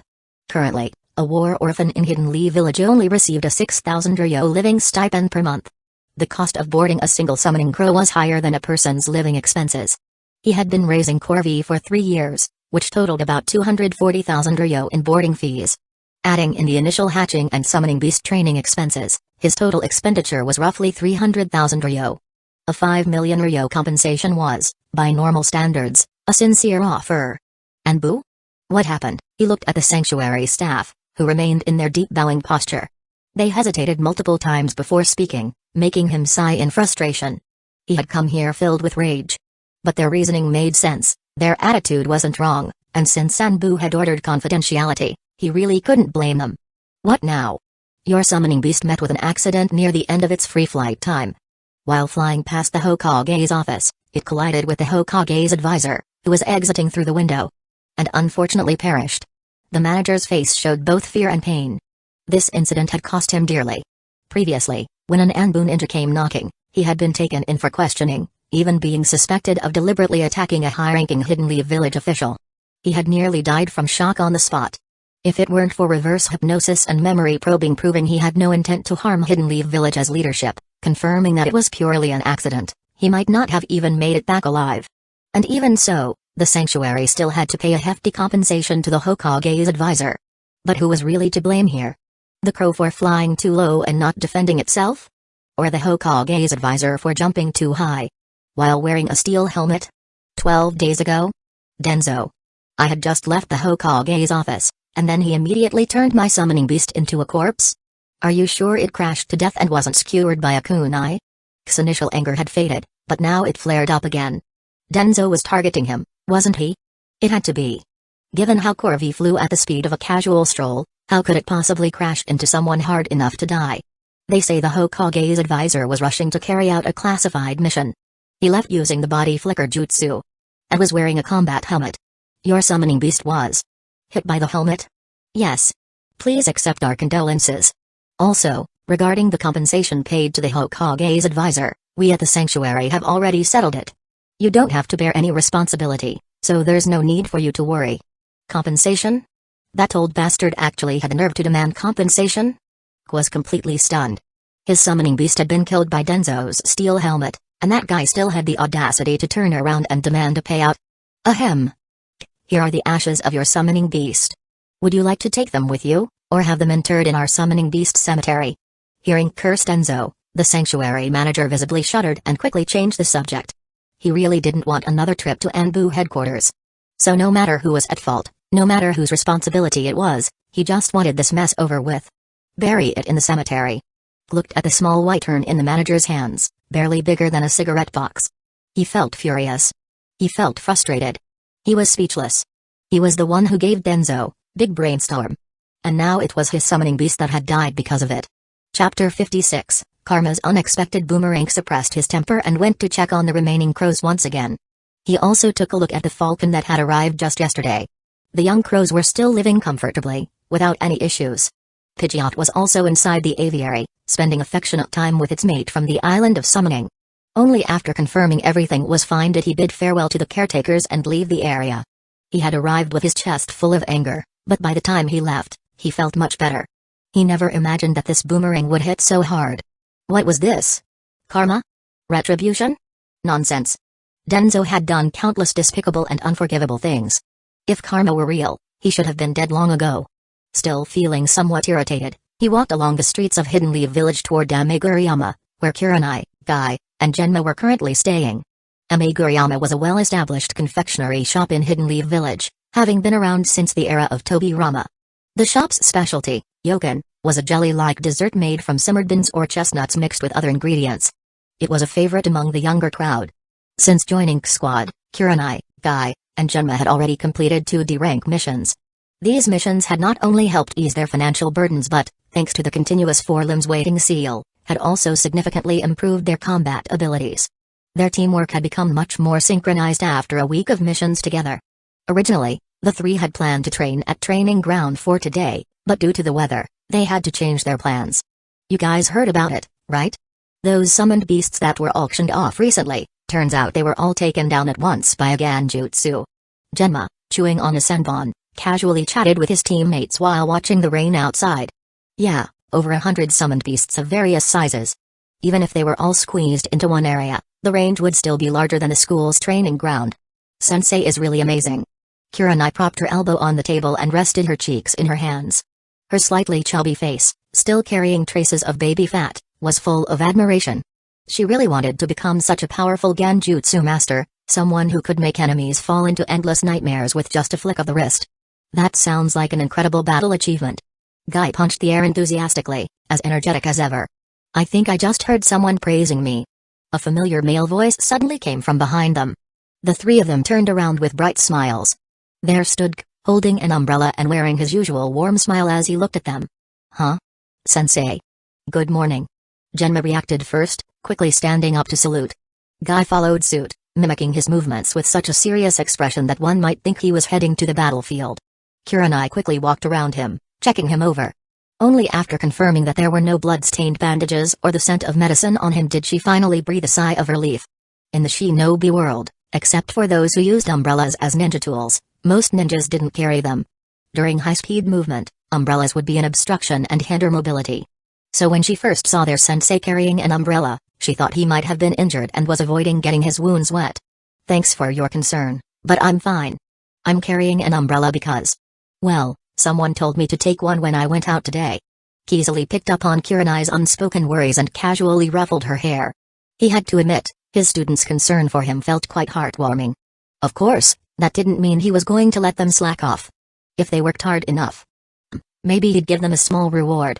Kushina-senpai is so gentle. Kurenai immediately realized who had reminded their sensei, and her eyes sparkled with admiration. Kushina gave an order, and their teacher followed it so seriously, it looked so sweet. Guy and Genma, hearing Kurenai's words, silently nodded in agreement. During their teacher's absence on missions, Kushina had been the one taking care of them, answering their questions, and guiding their training. Though, sometimes, just like, she had a mischievous side. For example, just when they had finally adapted to the 4 limbs waiting seal their teacher had left on them, Kushina used the same excuse of giving a gift to suddenly increase the seal's restriction level by 1 notch. But despite this, Kushina was truly an outstanding and gentle senpai. Are you all coming over to my place today? I'm planning to make some new dishes and have someone taste them tomorrow. Seeing how much the 3 admired Kushina, felt even better and decisively set his trap. Your house? Then we'll help too. I've actually learned a lot about cooking at home. Without a second thought, Kurenai jumped right into the pit, completely unaware of how massive an undertaking this would be. We can probably help with the prep work. Genma scratched his head and pulled Guy along into the prep team. At their age, even if they weren't too keen on learning how to cook, they couldn't resist the power of delicious food. Kushina had mentioned more than once that back when their teacher was in the ninja academy, he was already an exceptionally skilled cook. Who didn't love good food? Taking advantage of the lighter rain, the group made their way to K's house. When they arrived, the luxurious 3-story mansion, spanning over 200 square meters, left the 3 of them in awe. But when they entered and saw the massive amount of ingredients and kitchen tools occupying nearly half of the living room, they all fell silent. Damn it. They got tricked again. With this much food, you could open a restaurant. Click, how I am heading to the hospital. Save some lunch for me.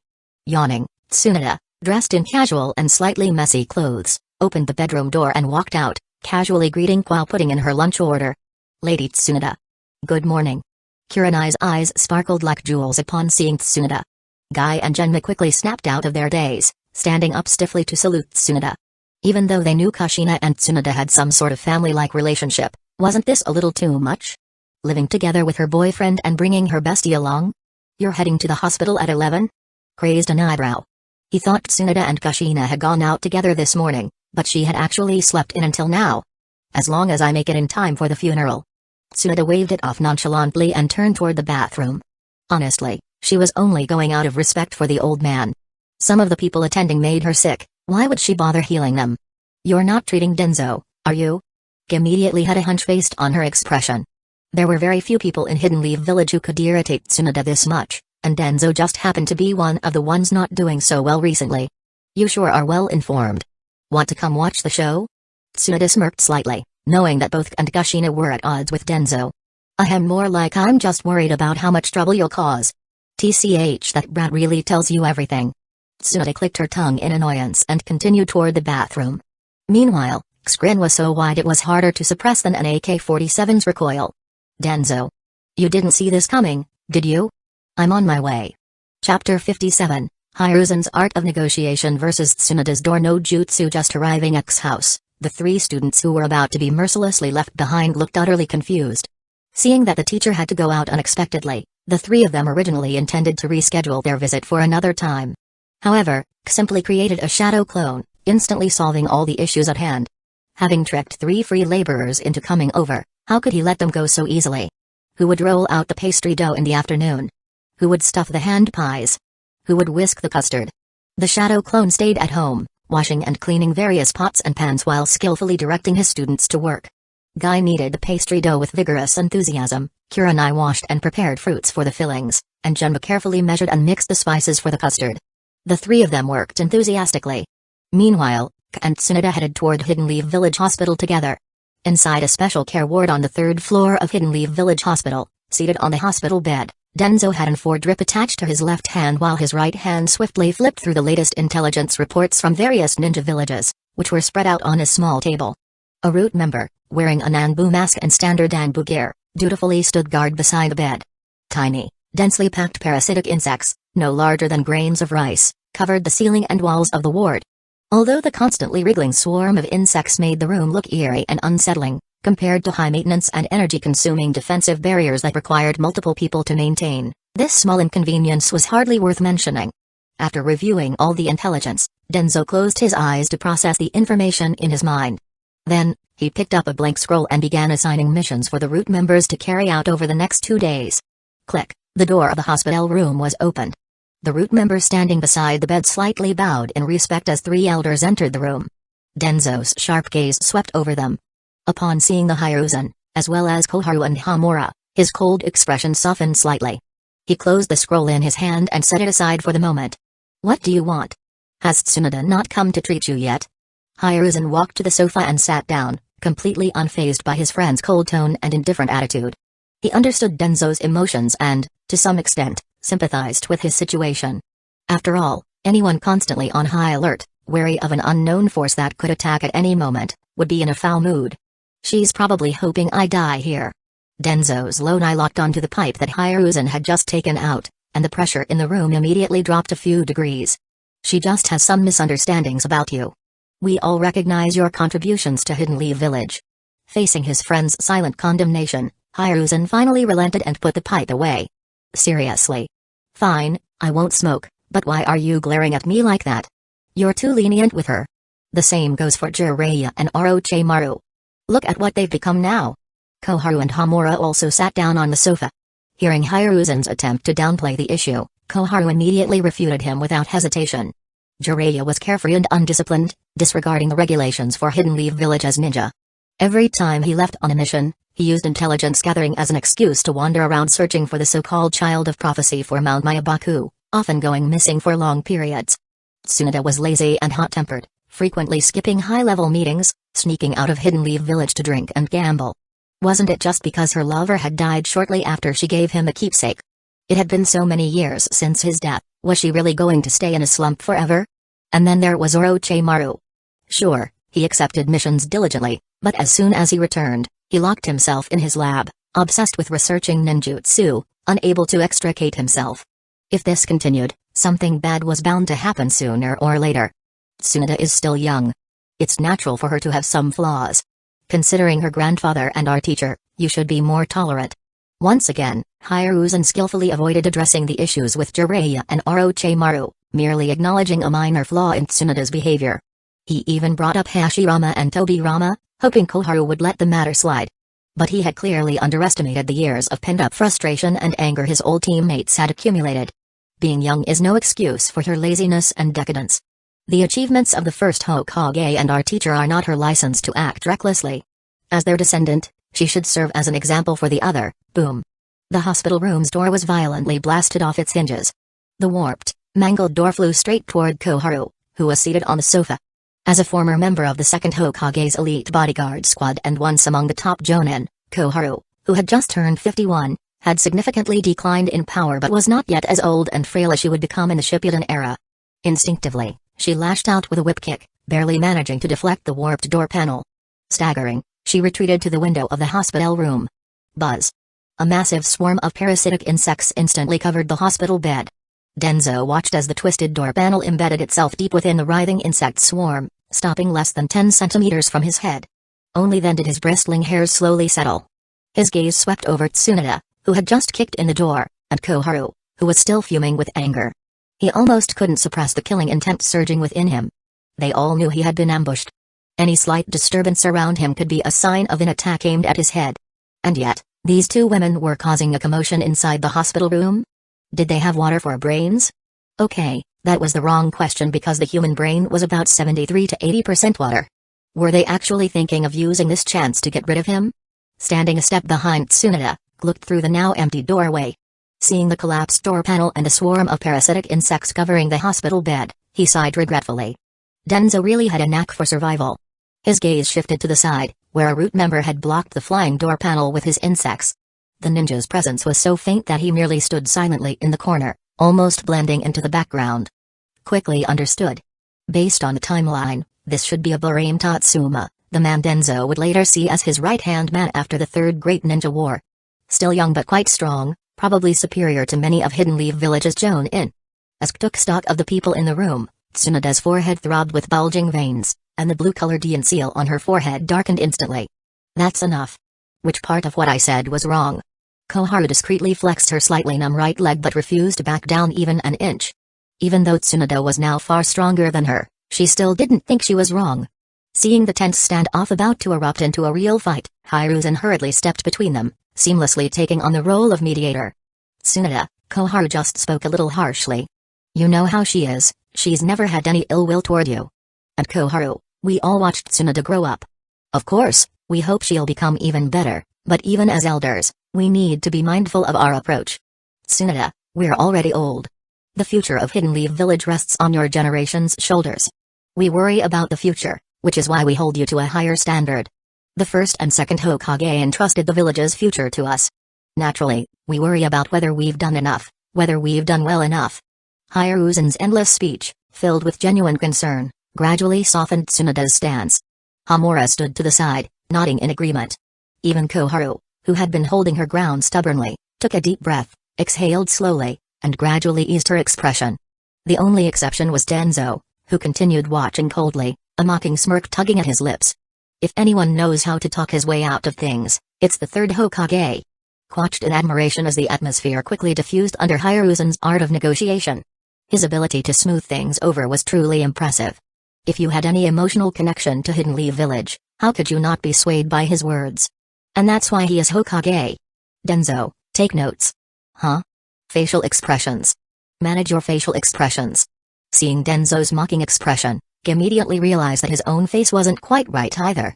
He quickly put his acting skills to work, flawlessly mirroring Hamura's solemn expression.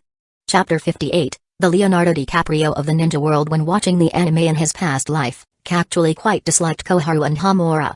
At times, he even felt that they were just Danzo's lackeys. But after living in this world for over 10 years, he gradually overturned his original impression of them. These two were truly rare, good people among Hidden Leaf Village's higher-ups. Hamura was a conservative, yet he had his own principles. Although he tended to overthink things and constantly worried about whether others were handling matters properly, often questioning everything, which gave him the image of an annoying meddler, he never actually interfered directly. He only gave advice, as was his duty as a senior advisor. Koharu had the ideology of collectivism ingrained in her very bones. She was rigid, serious, and blunt to the point of being hurtful, but she truly prioritized the village above all else. She was the first to propose the extermination of the Uchiha clan when they became a threat to Hidden Leaf Village. Yet, when Danzo opposed Hiruzen's reinstatement as Hokage, she was also the first to question Danzo's whereabouts during the Nine Tails attack. The fact that these two managed to live into old age while still holding positions as elders wasn't just because they were disciples of the second Hokage. The reason they were so disliked was simply because they didn't side with the protagonist in his reckless actions. Early Naruto was all about bonds and ninja way, often disregarding Hidden Leaf Village's ninja regulations. When he said he wanted to chase after Sasuke, no one could stop him. When he insisted on seeking out Orochimaru, no one could dissuade him.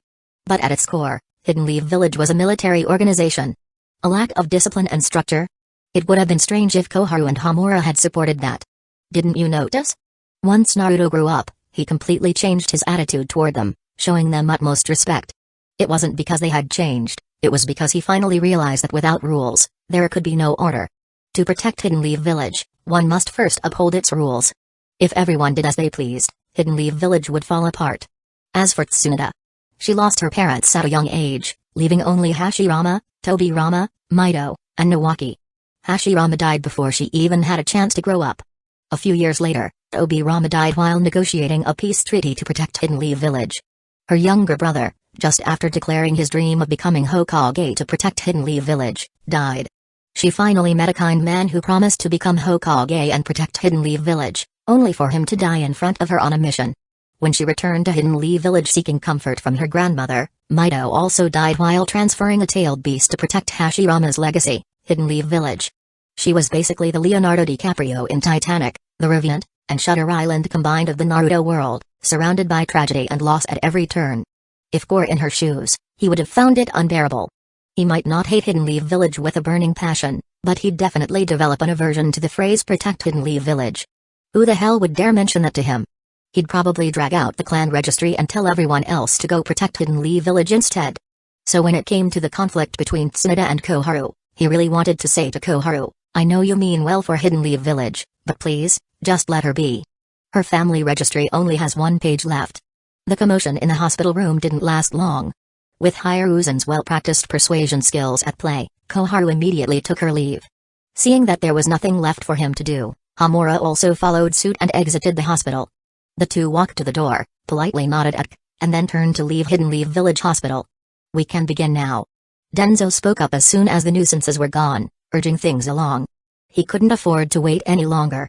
He had undergone thorough examinations in the root headquarters, but the medical ninjas there couldn't find the cause. Even Orochimaru had claimed he was powerless to help. A few days ago, the Fire Temple had sent an old monk named Chukaku to examine him, but he too was at a loss. Even the root ninja who went to the land of demons to consult the priestess didn't get to meet her, they only received a cryptic message, the one who tied the bell must untie it.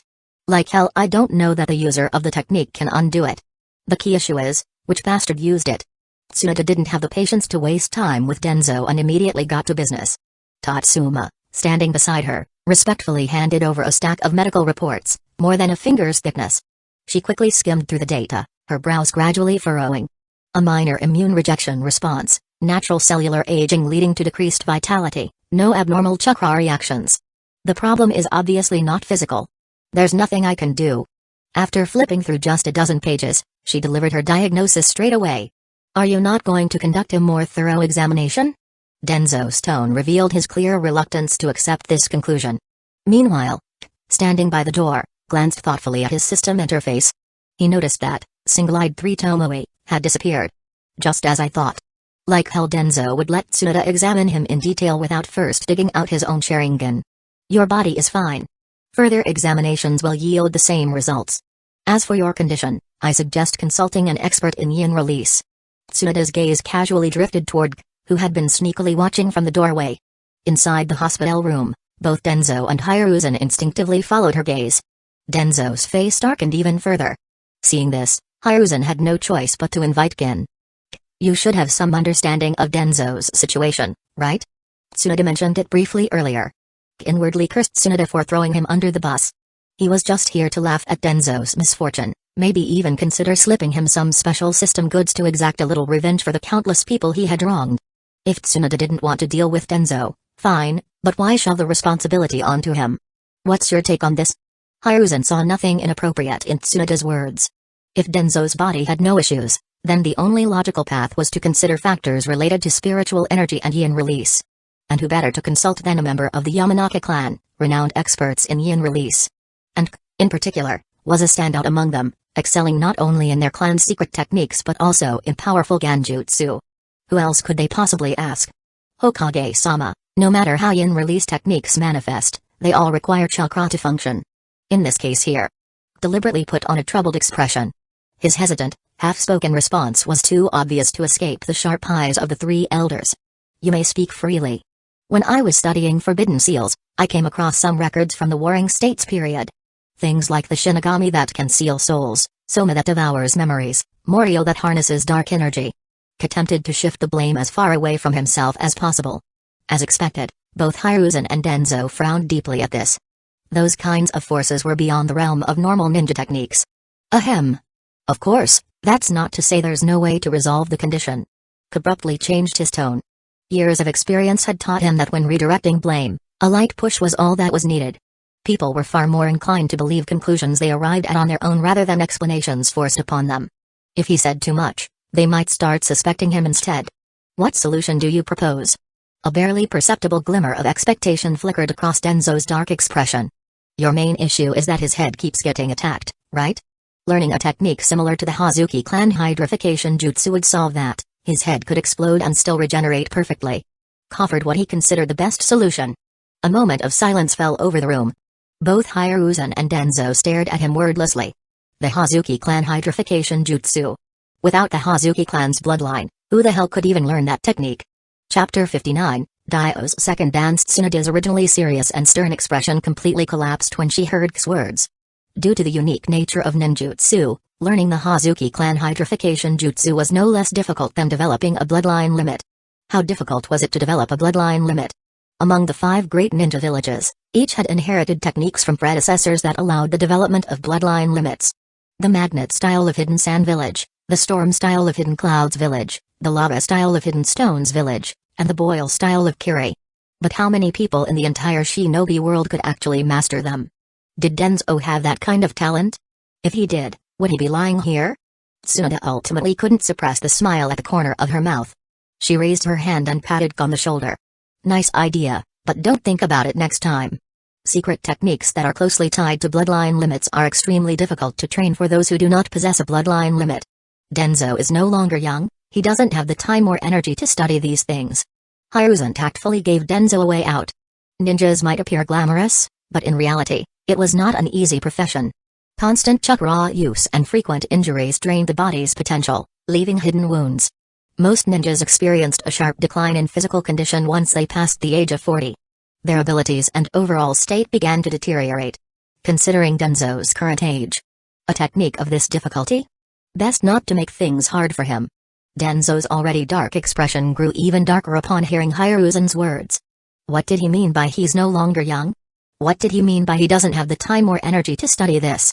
Hiruzen was basically saying outright that he couldn't learn it. Danzo let out a cold snort, too lazy to argue with Hiruzen about such things, lest he become a laughingstock in front of the younger generation. Meanwhile, he quietly began to ponder K's words. In truth, he had long suspected that whoever targeted him might not be a ninja at all. Otherwise, he wouldn't have sought out the power of the Fire Temple or the Priestess. Yet, neither the Hidden Leaf Village archives, nor the treasured texts left by the Sarutobi and Shimura clans, contained any information matching his symptoms. If he kept searching like this, he would likely run out of opportunities. But K's second suggestion gave him an idea. It wasn't necessary to solve the root cause of the attack on his head. What if he simply became immune to such attacks? Normally, mastering secret techniques that required a bloodline limit was incredibly difficult. But what if he possessed a bloodline limit? Experiments with wood style had mostly failed because the first Hokage's cells were simply too strong.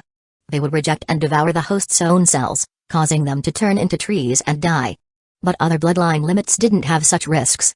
Besides, Half a month ago, when Orochimaru requested research funding, hadn't he mentioned a major breakthrough in bloodline limit studies? He could already transplant certain bloodline limits. If Danzo could obtain the power of a bloodline limit, would he still have to worry about failing to master those defensive techniques? And once he mastered those techniques, even if his head got attacked again, so what? Danzo's eyes flickered.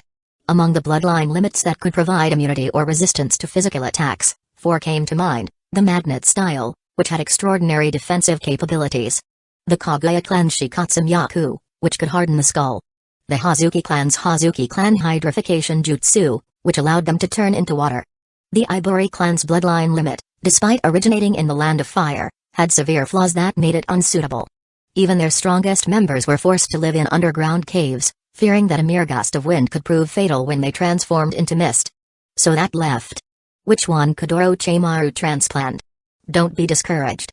There's always a solution. Hiruzen once again tried to comfort him. He understood his old friend well. If this problem wasn't solved, Danzo's mental state would take a serious hit. And with the current state of the shinobi world, things weren't looking good. Hidden Leaf Village couldn't afford to have the leader of the root sink into further despair. You're still here? Danzo lifted his gaze to Hiruzen. The problem hadn't been solved, so what was the point of staying here and spouting nonsense? I'm just sitting here with you for a while. It's been a long time since we've had a proper conversation. Not necessary. I understand you. Anyone would be affected by something like this. But after all these years, haven't we weathered countless storms together? Hiruzen seemed to recall the hardships of the past, and his gaze softened considerably. Close the door on your way out. Danzo pointed at the twisted and deformed door on the ground, turned his head away with a cold snort, and impatiently urged him again, listened to the exchange between the two and thought he must have misheard. Wait a minute. What kind of script did those two usually follow? Why did these lines sound just like those from that old drama The Gentle CEO and His Tsundere Wife? Damn. If those two kept acting like this, he might just wish them a long and happy life together. Hiruzen, sensing an intense gaze from the side, turned his head to see Tsunade standing with her arms crossed and tilting his head up, counting the Kikaiku bugs crawling on the wall. If you two have nothing else to do, go back and rest. And, close the door on your way out. TCH. Tsunade scoffed disdainfully. She picked up the hospital room door, which had been nearly reduced to scrap metal. With her absurdly inhuman strength, she bent it back into its original shape within seconds. Though the metal still bore twisted creases, it should at least be usable for now. System. Quick, quick, quick. Gift, why are you guy? To Shimura Danzo. Tsunders are out of style, I refuse to see a bad ending. Seeing that the old man wouldn't let them stay and watch the drama unfold, hurriedly sent his well wishes. A white light flashed and quickly sank into Danzo's body. No one noticed. Danzo stared at the Kikaiku-covered wall, dazed for a moment, before suddenly falling into deep thought. Had he been too harsh on Hiruzen? Even though that guy had answered Tobirama's question first, causing him to miss his chance at becoming Hokage, over the years, he had never truly wronged him. This attack on him wasn't Hiruzen's doing, so why take his anger out on an old friend? Bang! The slightly deformed door was yanked into place by Tsunade, forcefully wedging it back into the frame. She casually dusted off her hands and walked away without a second glance. Followed behind her, thinking about the future events that might unfold, particularly that one infamous image that had circulated online of Hiruzen x Danzo kissing. Goosebumps covered his skin. Yet, despite the shivers, he couldn't suppress the grin forming at the corners of his mouth. Walking felt lighter, his mind clearer, his entire body relaxed. If he didn't completely mess with Danzo, it would be an insult to his own capabilities. Letting Danzo get Dioed twice, so what? So what? Chapter 60, Rainy Day Revelations. The sound of raindrops pitter-pattering outside the window had been going on for 3 days and nights, just like you, my dearest love, who still hadn't come home after all this time. Hummed raindrops keep falling on my head as he cheerfully made his way toward the Yamanaka clan's territory. Are you deliberately trying to annoy me? Tsunade, who had been interrupted from her thoughts multiple times, gave a slap on the arm in irritation. This little troublemaker had zero awareness.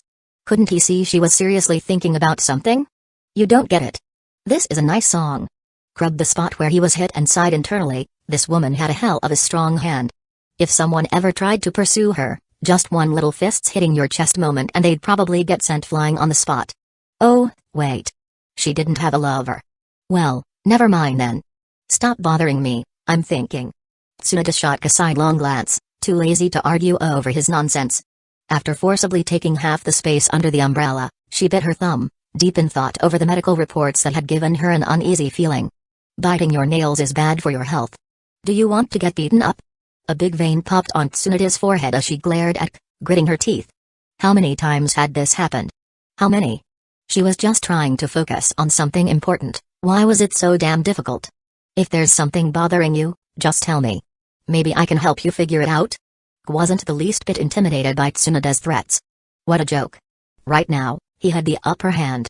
Messing around like this was fine, but if Tsunoda really wanted to get serious, he could easily put her on the ground in seconds. Did she really think 0 frame start was just for show? How could she know that he had it? The rejection reactions in Danzo's medical report are strange. Do you know anything about rejection reactions? Tsunoda shot a murderous glare at. When it came to medical ninjutsu, she proudly considered herself the second best in Hidden Leaf Village, because no one dared claim first place over her. Although the fluctuations in the test data were small, they indicated a clear rejection reaction. According to the report, this reaction was supposedly due to an artificial eyeball implanted years ago to prevent facial deformation after Danzo lost his right eye. It all seemed reasonable, and the data didn't show any major issues, yet she couldn't shake the nagging feeling that something was off. That was why she kept going over the numbers, trying to pinpoint exactly what was wrong. He doesn't have Uchiha blood, yet he implanted a Sharingan. How could he possibly not have any rejection reaction at all? Scoffed, casually exposing Danzo's dirty secret. Danzo was indeed cautious. The bandages he kept wrapped around his head were inscribed with sealing techniques that masked the unique chakra signature of the Sharingan. This time, in order to avoid Tsunoda detecting anything strange during treatment, he had even gone so far as to remove the Sharingan beforehand. Plus, since he had never openly used the Sharingan in Hidden Leaf Village, no one had ever suspected him. For years, this secret had remained undiscovered. But rejection reactions didn't lie. Even Kakashi, a natural genius, struggled with his Mangekyō Sharingan due to rejection issues. He couldn't freely control its activation, and every fight left him chakra depleted. A Sharingan? Are you sure? Tsunoda's pupils contracted, and her whole body trembled in shock. Danzo. A Sharingan? Where did he even get one? Wasn't he afraid of being exposed and facing the full wrath of the Uchiha clan? How could he dare? Don't look at me like that. He removed it in advance so you wouldn't notice anything during treatment. But who knew you'd just glance at the medical reports and not bother checking further? What a waste of an eyeball. X's smirk deepened. No matter whether Danzo used anesthesia when he dug out his eye or not, the recovery period must have been painful. Once his body healed enough, he'd have to put it back in anyway. Suffering both ways.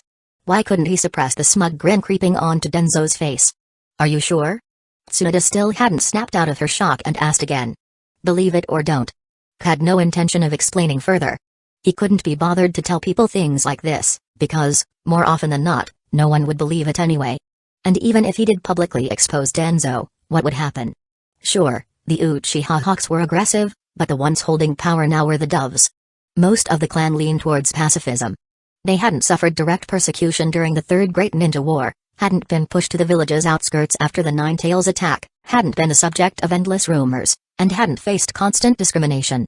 Even if they wanted to reclaim that 3 Tomoe Sharingan, they wouldn't outright declare war on a high-ranking Hidden Leaf Village official like Danzo. Given his current position in the village, the more likely outcome would be a diplomatic excuse, something like, "This was a gift from my dear friend, Kagami, to help me protect Hidden Leaf Village." Then, after some negotiations with the third Hokage and Danzo, an exchange of benefits or promises would be made, and the matter would be quietly settled. That damn old bastard, can't he just go home and wait to die? Tsunoda cursed viciously. She almost turned around on the spot, ready to beat Danzo until he was completely bedridden. But she knew he had already removed the Sharingan. Without solid evidence, she couldn't do anything to him. And Root wouldn't just stand by and let their leader get attacked. The third Hokage wouldn't ignore it, either. The Root ninjas? They weren't a big problem. The third Hokage. She couldn't beat him. Damn it. Hey. Watch where you're stepping. What's with the glare? If you need to vent, go find Jiraiya. Noticed Tsunoda's increasingly dangerous gaze and glanced at her speechlessly. Why was she taking her anger out on him over Danzo's mess? Who wants to look for that pervert? You've been sneaking peeks at my chest this whole time, what's wrong with charging you some interest? Boom. A single heavy stomp cracked the ground into a spiderweb pattern. X's left foot was instantly obliterated into a mist of water, scattering in all directions. What a pity for Tsunoda. Whether it was pure taijutsu or even her famous monster strength, None of it worked against the Hazuki clan hydrification jutsu.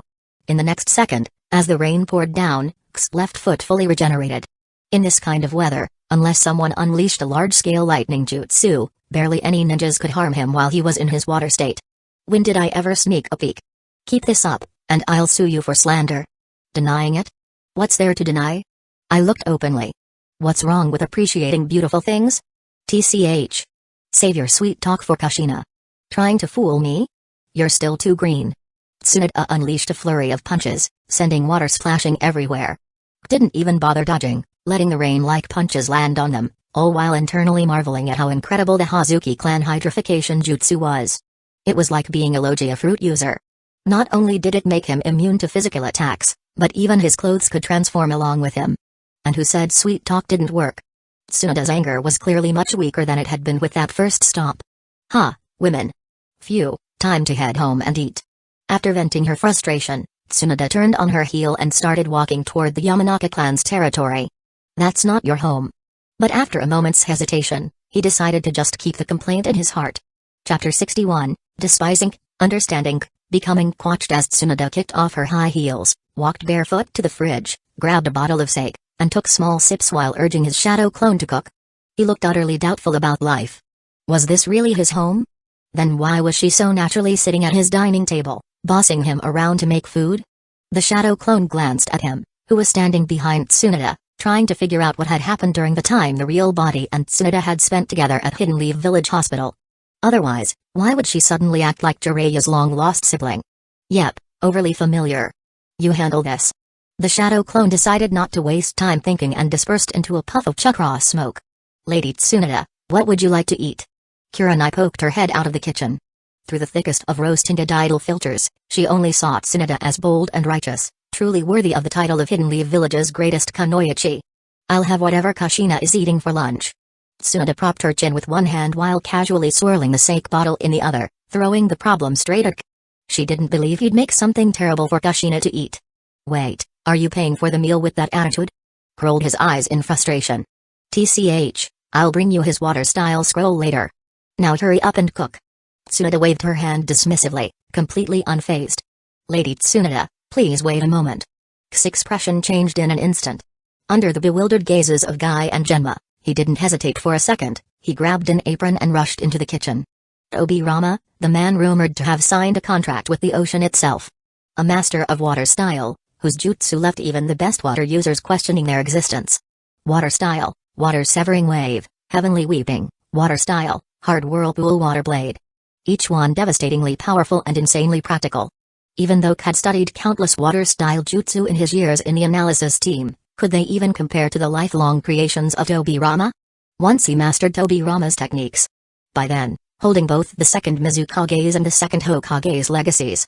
As he fantasized about his glorious future, he noticed his students looking at him with disdain, as if they wanted to disown him as their teacher. What are you staring at? Guy, need that pastry dough again? I'll teach you a lost strong fist technique later. Ever heard of explosive impact? Genma, heat up the milk for the crepes, grab the whisk, and mix the batter properly. Want to learn flying nail mist soaring and torpedo nails? Then get moving. Kurenai, want to learn how to make croissants properly? Pay attention, later, I'll teach you an original Ganjutsu, Phantom Curse of the Wailing Spirit. Despising, understanding, becoming. Under the tempting lure of new ninja techniques, the three of them moved with impressive speed. Kurenai, who already had a basic understanding of cooking, quickly got the hang of it after watching K demonstrate twice. Once she got comfortable, she even started chatting. Sensei, I heard you have a Ganjutsu that makes anyone caught in it collapse in agony, and even summoned beasts suffer unbearable pain. Is that true? Her face was full of anticipation. Clearly, compared to the Phantom Curse of the Wailing Spirit, she was way more interested in this one. Who told you that? K paused for a moment, looking a little weirded out. Among all the Ganjutsu he had created, there were quite a few that made people scream in torment. But the only one capable of making even summoned beasts suffer was probably Trump's ecstatic nightmare realm. As an advanced version of Here's a D for You, Trump's ecstatic nightmare realm forced the target into a Ganjutsu where they became Trump, who was being relentlessly pursued by Dahmer. If they didn't get caught, the chase continued indefinitely. And if they were finally caught, well, Dahmer got to have his fun. Back then, when he was young and reckless, he hadn't held back. He only cared that the technique was effective, that it could deal a devastating psychological blow to both humans and summons alike, instantly breaking their mental defenses. Everything else didn't matter. But now, he was older, and he actually cared about his reputation. I heard about it from Jiraiya-senpai. Did I say something wrong? Kurenai blinked her eyes, asking cautiously. Jiraiya had mentioned that this Ganjutsu was only classified as a B-rank technique, the same level of difficulty as the jutsu Herc had taught her, so she figured she'd ask about it. But judging by the reaction, had she just touched on something she really shouldn't have? That damn bastard. Gritted his teeth, cursing under his breath. Jiraiya had been getting more and more shameless these past few years. Since Minato had become Jiraiya's apprentice early on, had never been too unfamiliar with him. For some reason, he couldn't even remember why, Jiraiya had once asked to experience one of his Ganjutsu. And it just so happened that Trump's ecstatic nightmare realm was fresh off the drawing board at the time, so he figured, why not test it? And thus, Jiraiya, and his summoned toad, became the first ever victims. It was just a Ganjutsu. It wasn't real. So why the hell was Jiraiya still holding a grudge over it? Did he seriously go out of his way to tarnish his reputation as a teacher in front of his own student? Slap. Slap. Slap. Ha ha ha ha. Oh, I remember now. I remember. You guys are talking about that jutsu, the one that even scared the toads of Mount Myabaku. Kurenai, let me tell you about it, ha ha ha. Tsunade smacked the table, laughing so hard she was nearly in tears. And with each laugh, waves and ripples rolled uncontrollably, visually captivating, to say the least. Just remembering how Jiraiya had shivered at the mere sight of Orochimaru for over a month, and how a certain toad from Mount Myabaku had undergone a complete transformation. She was laughing so hard that she could barely breathe. Frowned, debating whether to stop Tsunade from continuing, but he hesitated. If Jiraiya were the one telling the story instead, things would probably sound even worse. After all, if he had already brought this up to Kurenai, his credibility was already in the negative. Seeing Tsunade laughing uncontrollably, and their teacher awkwardly avoiding the topic by focusing on making croissants, his three students instinctively knew, this was a story worth hearing. A tale of Jiraiya and their own teacher. Not to mention, one of the three great summoning lands, Mount Myabaku, was somehow involved. They had to hear this. Please continue. After finally laughing enough, Tsunade composed herself and began recounting the events of that year. The story wasn't even that complicated. Back then, Jiraiya wanted to test K's unusual Ganjutsu on a summon first. So, he called forth a toad named Gameriki from Mount Myabaku. Originally, Gameriki was a clean and proper male toad, handsome, even. He was apparently quite the ladies' frog back in Myabaku, with plenty of female toads chasing after him. As a summon beast, he naturally thought, what kind of Ganjutsu could possibly affect me? And then, boom. Not even 3 seconds after the jutsu was cast, he exploded into smoke and immediately fled back to Myabaku. Jiraiya tried to summon him again to remove the Ganjutsu, but Gameriki flat out refused to return. Curious, the young Jiraiya couldn't resist trying the technique himself. And then, well, he did manage to break free through sheer willpower. But for over half a month afterward, he would tremble at the sight of Orochimaru. Not only that, every time he squatted down, he would violently fart. He went through so many pairs of pets that it became a public concern.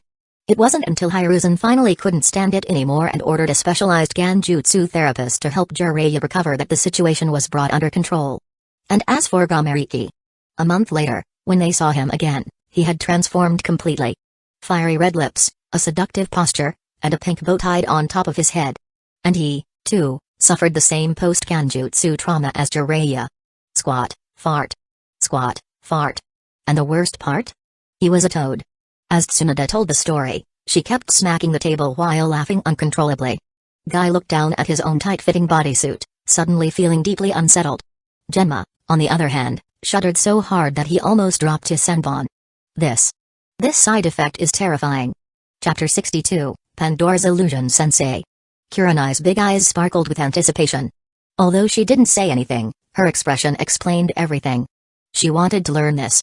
She really wanted to. Guy and Genma saw Kurenai's expression and instinctively took a step back in fear. She suddenly felt so unfamiliar. Almost terrifying. If you learn this, you might have trouble finding a boyfriend. Had a strange expression. He really didn't want to ruin the bright future of Hidden Leaf Village's new generation. But clearly, this sapling didn't think the same way. The newly graduated Genin naturally longed for strength. A Ganjutsu that even troubled one of the Sannin for over a month. A technique so powerful that even the sacred toads of Mount Myabaku fell victim to it. Sensei, please teach me. Kurenai's face was now full of determination. She wanted to become a renowned kunoichi like Tsunade. As for boyfriends, that could wait. Had never wanted to strangle Jiraiya more than at this moment. A bewitching but dangerous disciple, walking down an irreversible path. If she learned even one of those genjutsu, it would be like opening Pandora's box. Who knew what she would become? Just thinking about her ultimate fate in the original story, suddenly understood. Not having a boyfriend for a while wasn't necessarily bad. At least it meant she wouldn't become a widow in the future. And based on his current knowledge and experience, after reading the data of so many people, he had absolute confidence that he could teach her well. He wouldn't say she'd end up like Guy, nearly kicking the final boss into oblivion. But her Genjutsu surpassing even the 3 Tomoe Sharingan? No problem at all. As for whether she could counter or even suppress the Mangekyō Sharingan, that wasn't up to his teachings. That depended on her own potential. Sensei? Kurenai raised face, nervously watching her teacher's constantly changing expression. I'll ask one last time, are you really ready? If you learn this technique, you'll gain a lot, but you'll lose a lot too. Took a deep breath and questioned his young disciple. Trump's ecstatic nightmare realm was a high-level Genjutsu that could severely affect both vision and touch at the same time. Its training difficulty was about the level of a standard B-rank jutsu, but its upper limit was insanely high. The core principle was similar to the sly mind effect jutsu, trapping the enemy in a labyrinth-like illusion. At the same time, it used the demonic illusion, hell-viewing jutsu, causing the victim's worst fears to materialize and chase them. Ultimately, rather than saying the victim was captured by the Dahmer, it was more like they fell into a state similar to the demonic illusion, tree-binding death, fully conscious, yet unable to move or resist. At this point, visual interference was complete. But beyond continuing to assault the opponent's sight, it was necessary to intensify the sensory manipulation of touch. In Genjutsu, touch could influence many sensations: cold, heat, warmth, pain, pressure, pulling, even pleasure. After studying so many Genjutsu, could believe that touch manipulation was the hardest to master. But if controlled well, it could be a deadly weapon. If Kurenai really wanted to learn this jutsu, refining her control over touch-based illusions was essential.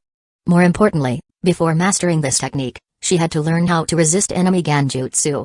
She had great talent for mental power, but compared to she was still far behind. That meant she absolutely had to learn the demonic illusion, mirror heaven and earth change, which was a counter Genjutsu technique that could reflect illusions back at the user. Additionally, Genjutsu techniques like Bringer of Darkness Jutsu, which combined with sealing techniques, could also be useful. Of course, she didn't have to start with complex Fu-in Jutsu. The string light formation should be fine for now. Sensei. I'm ready. Kurenai nodded eagerly. Learning her teacher's ultimate technique.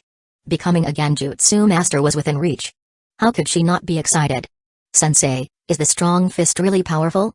Guy vigorously kneaded the pastry dough with such intensity that the table almost seemed like it was about to crack. The layers of butter being folded into the dough created perfect lamination for the croissants as his powerful hands worked with surprising precision. He had heard about the ninjutsu that was going to teach Genma. It was 2 techniques that could be unleashed with just a single seal, possessing immense power. But what he was teaching Kurenai, that was an ultimate secret technique capable of even giving a Sanin a hard time. Explosive impact? He had never heard of that. Traditional martial arts use Aikido to harmonize with attackers, combat sports use explosive impact to dominate the fight. Have you heard of the 8 trigrams? Gentle fist? The Hyuga clan? The Hyuga clan's gentle fist does contain some elements of Aikido's circular movements, but it's still fundamentally different. Explosive impact is a style that stands alongside Aikido, focusing on generating maximum force through kinetic linking and ground reaction forces. Began explaining to Guy the origins of explosive impact and some of its techniques. Thanks to the advanced internet from his previous life, he had actually learned quite a bit of real knowledge back in his middle school edgy phase. Originally, with the passage of time, he had forgotten most of it. But with Memory Master of the Shinobi World, he was able to recall it all again. So now, he could explain it with complete confidence. Even without delving into the biomechanical principles of kinetic chaining and force multiplication, just explaining the practical applications of explosive impact, how to generate maximum power through hip rotation, proper weight transfer, optimal striking angles, and explosive muscle recruitment, was enough to make Guy feel like he had discovered a priceless treasure. He was shaking the stone mill so hard that it looked like sparks were about to fly out of it. At first, Tsunade didn't think much of it. After all, had never displayed any exceptional talent in taijutsu. But after listening for a while, she could no longer underestimate this explosive impact. Her ears perked up as she carefully memorized the key points of the strikes and techniques. If this was paired with her monstrous strength, would one strike be enough for her medical ninjutsu to revive Jiraiya afterward? The breakfast spread was impressive, golden brown croissants with their buttery layers perfectly visible, crepes filled with various combinations of Nutella and fresh Baileys, crepes with ham and Gruyere cheese, and savory breakfast quiches with bacon and spinach. There were also fluffy Belgian waffles topped with whipped cream and maple syrup, eggs Benedict with perfectly poached eggs and hollandaise sauce, and an assortment of cured meats and cheeses arranged on wooden boards. And finally, steaming pots of freshly brewed herbal tea, a special blend from the land of tea that had been saving for special occasions. Tsunade never once lifted her head from the table. Guy and Genma's eating speed was just as astonishing, a croissant in one hand, a crepe in the other. Among his students, only Kiranai managed to maintain a slightly more refined eating posture. There was no need for any verbal praise. Just looking at their reactions was enough to tell how amazing the food was. But this was just a fraction of the breakfast dishes could prepare. And tomorrow's event was already planned, there would be more than just 4 people attending.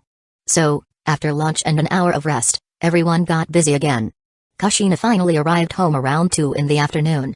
In order to participate in this food tasting and gathering with friends, she had rushed to finish all her work for today and tomorrow ahead of time. After hurriedly stuffing some food into her already growling stomach, she energetically joined the rest of the group. One after another, various half-prepared gourmet dishes were continuously being made by the 5 of them. Meanwhile, Tsunade had left the house for a bit. Half an hour later, she returned carrying the water-style scrolls of the second Hokage. As soon as she unsealed the storage scrolls, she shocked with the sheer depth of the Senju clan's legacy. Holy crap! Everyone knew Dobirama had a ton of water-style scrolls. But who would have thought he had this many? Chapter 63, 80% lies, 100% ambition. The bookshelves were piled high, filling nearly half the study with various scrolls and ancient texts. The sheer sight of it was breathtaking. Among the scrolls Tsunade had brought back this time were not only water-style jutsu created by Dobirama but also numerous ancient water techniques passed down by the early Senju clan. Additionally, there were countless training notes, insights on jutsu development, and spontaneous records of inspiration left behind by predecessors. All of these had been carefully reorganized and annotated by Dobirama himself. For any water-style user, such a collection would be a dream come true. Yet, Tsunade treated it as if it were nothing more than trash. She casually tossed the scrolls aside, dusted off her hands, and returned to her room to continue developing her jutsu. You're amazing. Just say the word if you ever want something to eat. Didn't hold back in flattering her. This kind of collection could single-handedly support the foundation of a ninja clan. It wasn't something money could measure. It was the very essence that ensured a family's legacy and stability. As long as such knowledge was preserved, even if future generations were talentless or mediocre and the clan declined, a single talented individual could use this inheritance to restore the family's strength and keep it thriving. With such a valuable gift from Tsunade, if he still had any sense of shame left, he might have thrown it aside just to hug her leg and sing a heartfelt "You've got a friend in me." Of course, if he really did that childish display, Tsunade would likely send him flying through the nearest wall. She was never known for having a good temper. And for anyone acting too familiar or crossing boundaries with her, she had a well-practiced and highly effective countermeasure, usually involving her legendary strength. Suppressing his wild thoughts, forced himself to focus.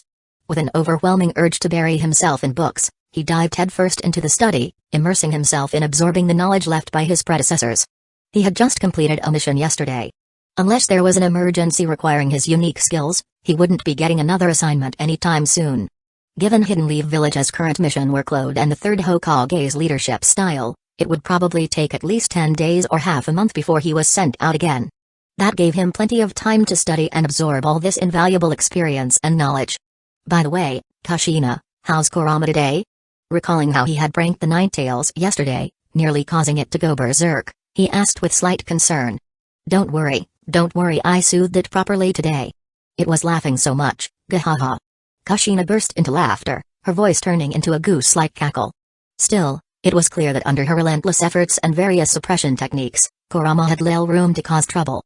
Don't keep bullying the Ninetales. That old fox has had it rough. But weren't you the one who started it yesterday? Now it's even learning the curses from your ninjutsu. I seem to recall a sealing technique called the silencing seal. Yeah, but it's kinda weak. The seal's strength isn't high enough. Kurama can break free with just a bit of effort. Tomorrow, Ongoka is coming over. You two can work on an advanced version together. A. She's coming over? Yeah.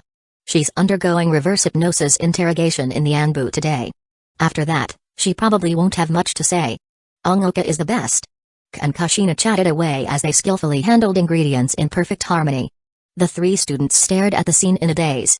For some reason, this once spacious kitchen suddenly felt a little crowded. Orochimaru opened the door to Danzo's hospital room. He glanced at the barely attached door hanging in his grasp, knowing that if he let go, it would immediately fall off its hinges. His eye twitched. Since when did doors just fall off like that? His gaze shifted to the slightly deformed doorframe and the heavily creased door. Then, remembering that today was the date Tsunade was scheduled to treat Danzo, everything became clear. Carrying the door into the hospital room, several spotted pythons slithered out from Orochimaru's sleeves and carefully reattached it to the frame. It seems like you had quite an eventful day. The snake slowly retreated back into his sleeves. Orochimaru's lips curled into a faint smirk. His usual eerie demeanor now carried a hint of wicked amusement. He was certain that Tsunade hadn't been able to completely solve Danzo's problem. However, she must have given him some kind of inspiration, otherwise, there was no way Danzo would be this eager to summon him to Hidden Lee Village Hospital. I need a power that can completely resist or neutralize physical attack. Danzo ignored Orochimaru's mocking tone.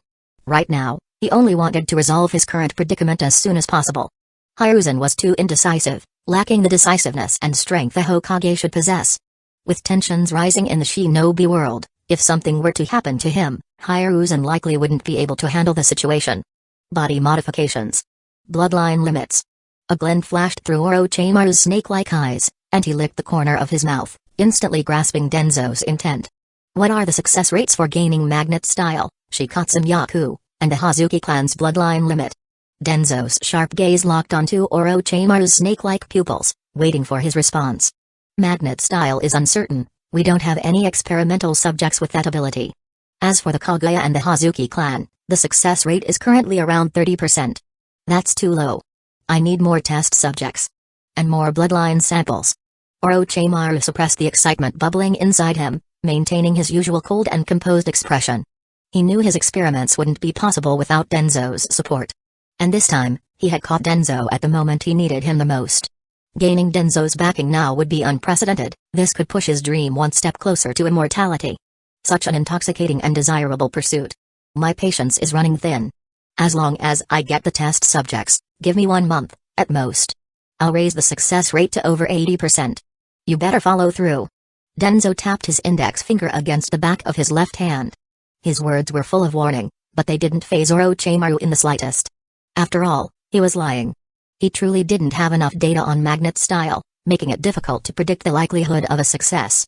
The Shikatsu Myaku was indeed extremely aggressive, and past experiments had only yielded around a 30% success rate. But the Hazuki clan's bloodline limit wasn't a dominant ability like the others. If it was merely about gaining the aptitude to learn the Hazuki clan hydrification jutsu, he was already over 80% confident. After all, his dear friend Hiruko was even more obsessed with bloodline limits than he was. After years of experimentation and research, they had already developed a relatively mature transplant method and a well-established theoretical foundation. Chimera Jutsu. What a fascinating jutsu. If Hiruko hadn't been so greedy, trying to go even further by merging multiple bloodline limits at once, attempting to surpass both bloodline limit and bloodline selection, that guy might have already obtained power beyond the reach of ordinary people. Such a greedy man. Just like me. Well then, if there's nothing else, I'll be taking my leave. Orochimaru snapped out of his thoughts, glanced at the barely fixed door, and decisively jumped out of the window. Chapter 64, Literary Dandy, easily excited, dances at dawn. The gathering hosted by Kud more attendees than he expected. Aside from Shikaku, Choza, and Inoichi, along with their respective wives, Minato and Ongoka also came, bringing along Kakashi, Obito, and Rin to join in the feast. Of course, according to them, they were here to thank for his assistance the day before. Additionally, Shibi and his wife Tsunade, who were invited by Inoichi, as well as Mikoto and Tsume, who were called over by Kushina, also joined. Jiraiya came on his own. Kushina, along with Ongoka, Mikoto, Tsunade, and Tsume, sat around the dining table, eating, chatting, and having a great time.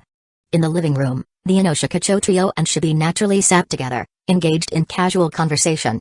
Meanwhile, the wives of the guests, led by Yoshino, moved upstairs, where they enjoyed delicious food and light drinks, chatting freely in a relaxed and comfortable atmosphere. Guy, Genma, and Kurenai, along with Kakashi, Obito, and Rin, after finishing the last touches on a large batch of half-prepared food and bringing it to the table, were finally free to enjoy themselves. The 6 of them set up a big table on the lawn in the courtyard and started indulging in a variety of delicious dishes. Obito, who had been drooling with anticipation, threw away all his manners and began devouring food ravenously. Guy, as energetic as ever, started a competition with him to see who could eat more. Kakashi and Genma, on the other hand, were rare examples of calmness, sitting quietly and savoring their meals in a composed manner. Rin and Kurenai huddled together, whispering non-stop, occasionally bursting into bell-like laughter. "This is really nice." Leaning on the third-floor balcony railing, watched the 6 energetic kids downstairs while listening to the playful banter and laughter echoing around him. This, he thought, was what life should be like. "Ha ha ha, I always knew you liked lively gatherings." Jiraiya walked up beside, carrying a bottle of sake.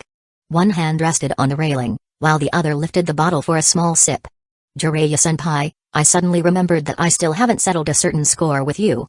Turned to look at the Sannin. This guy had actually taken advantage of his absence from Hidden Leaf Village to corrupt his beloved disciples. The payment for the auction summoning beast, that's all settled, right? You know exactly what I'm talking about.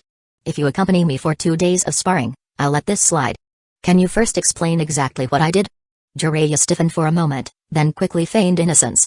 Minato, who had originally intended to join the conversation, smoothly turned around and decided to take this opportunity to go check on his students instead. Kakashi's emotional issues still needed careful guidance. "Just how many shady things did you do?" "Ha ha ha.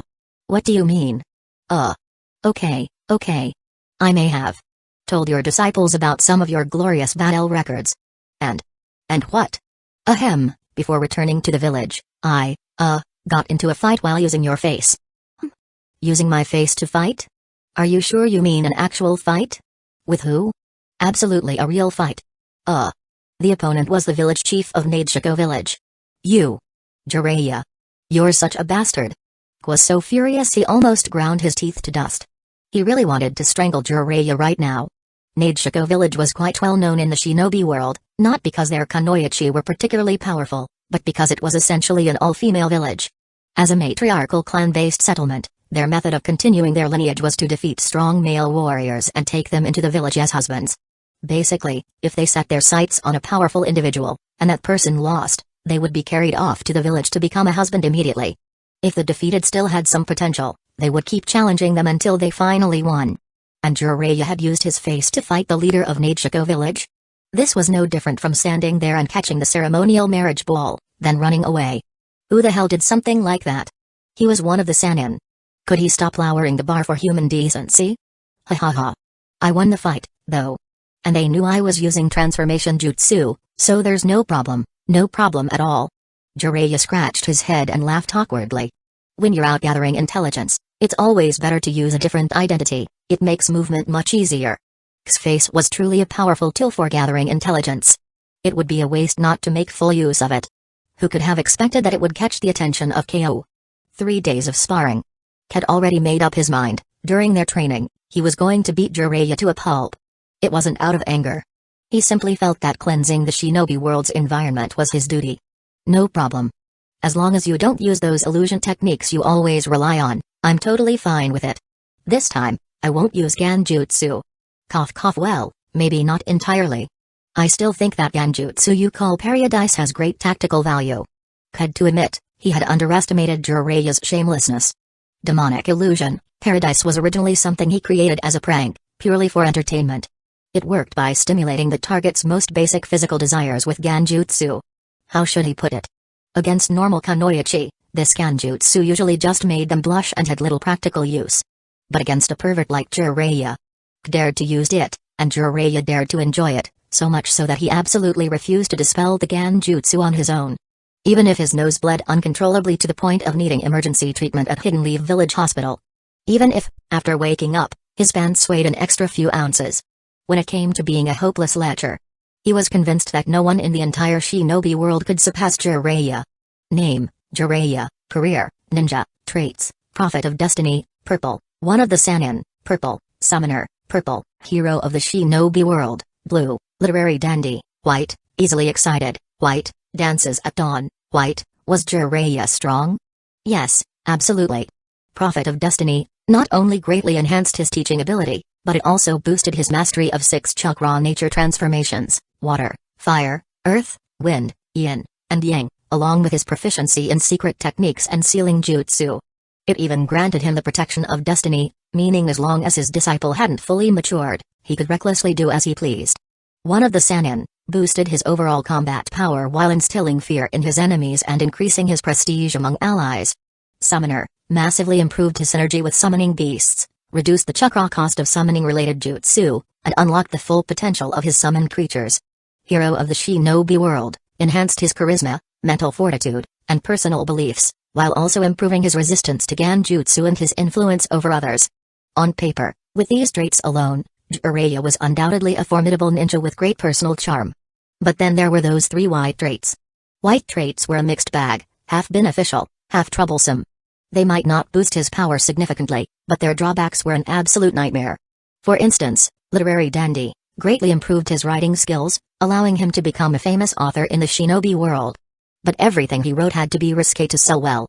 Easily excited enhanced his physical resilience, making him more energetic, but also ensured that the slightest provocation would cause an embarrassing reaction. As for dances at dawn, it practically eliminated negative emotions like depression, anxiety, or fear. But in exchange, he needed to regularly indulge in his favorite content, otherwise, his mind would be filled with nothing but garbage thoughts. This guy. It's a good thing you became a ninja. At least you write those novels now and then, which helps lower the crime rate among civilians. Otherwise, I swear, you'd be completely useless to society. Looked at Jiraiya with the most sincere expression imaginable. Chapter 65, A Pervert is Peeping.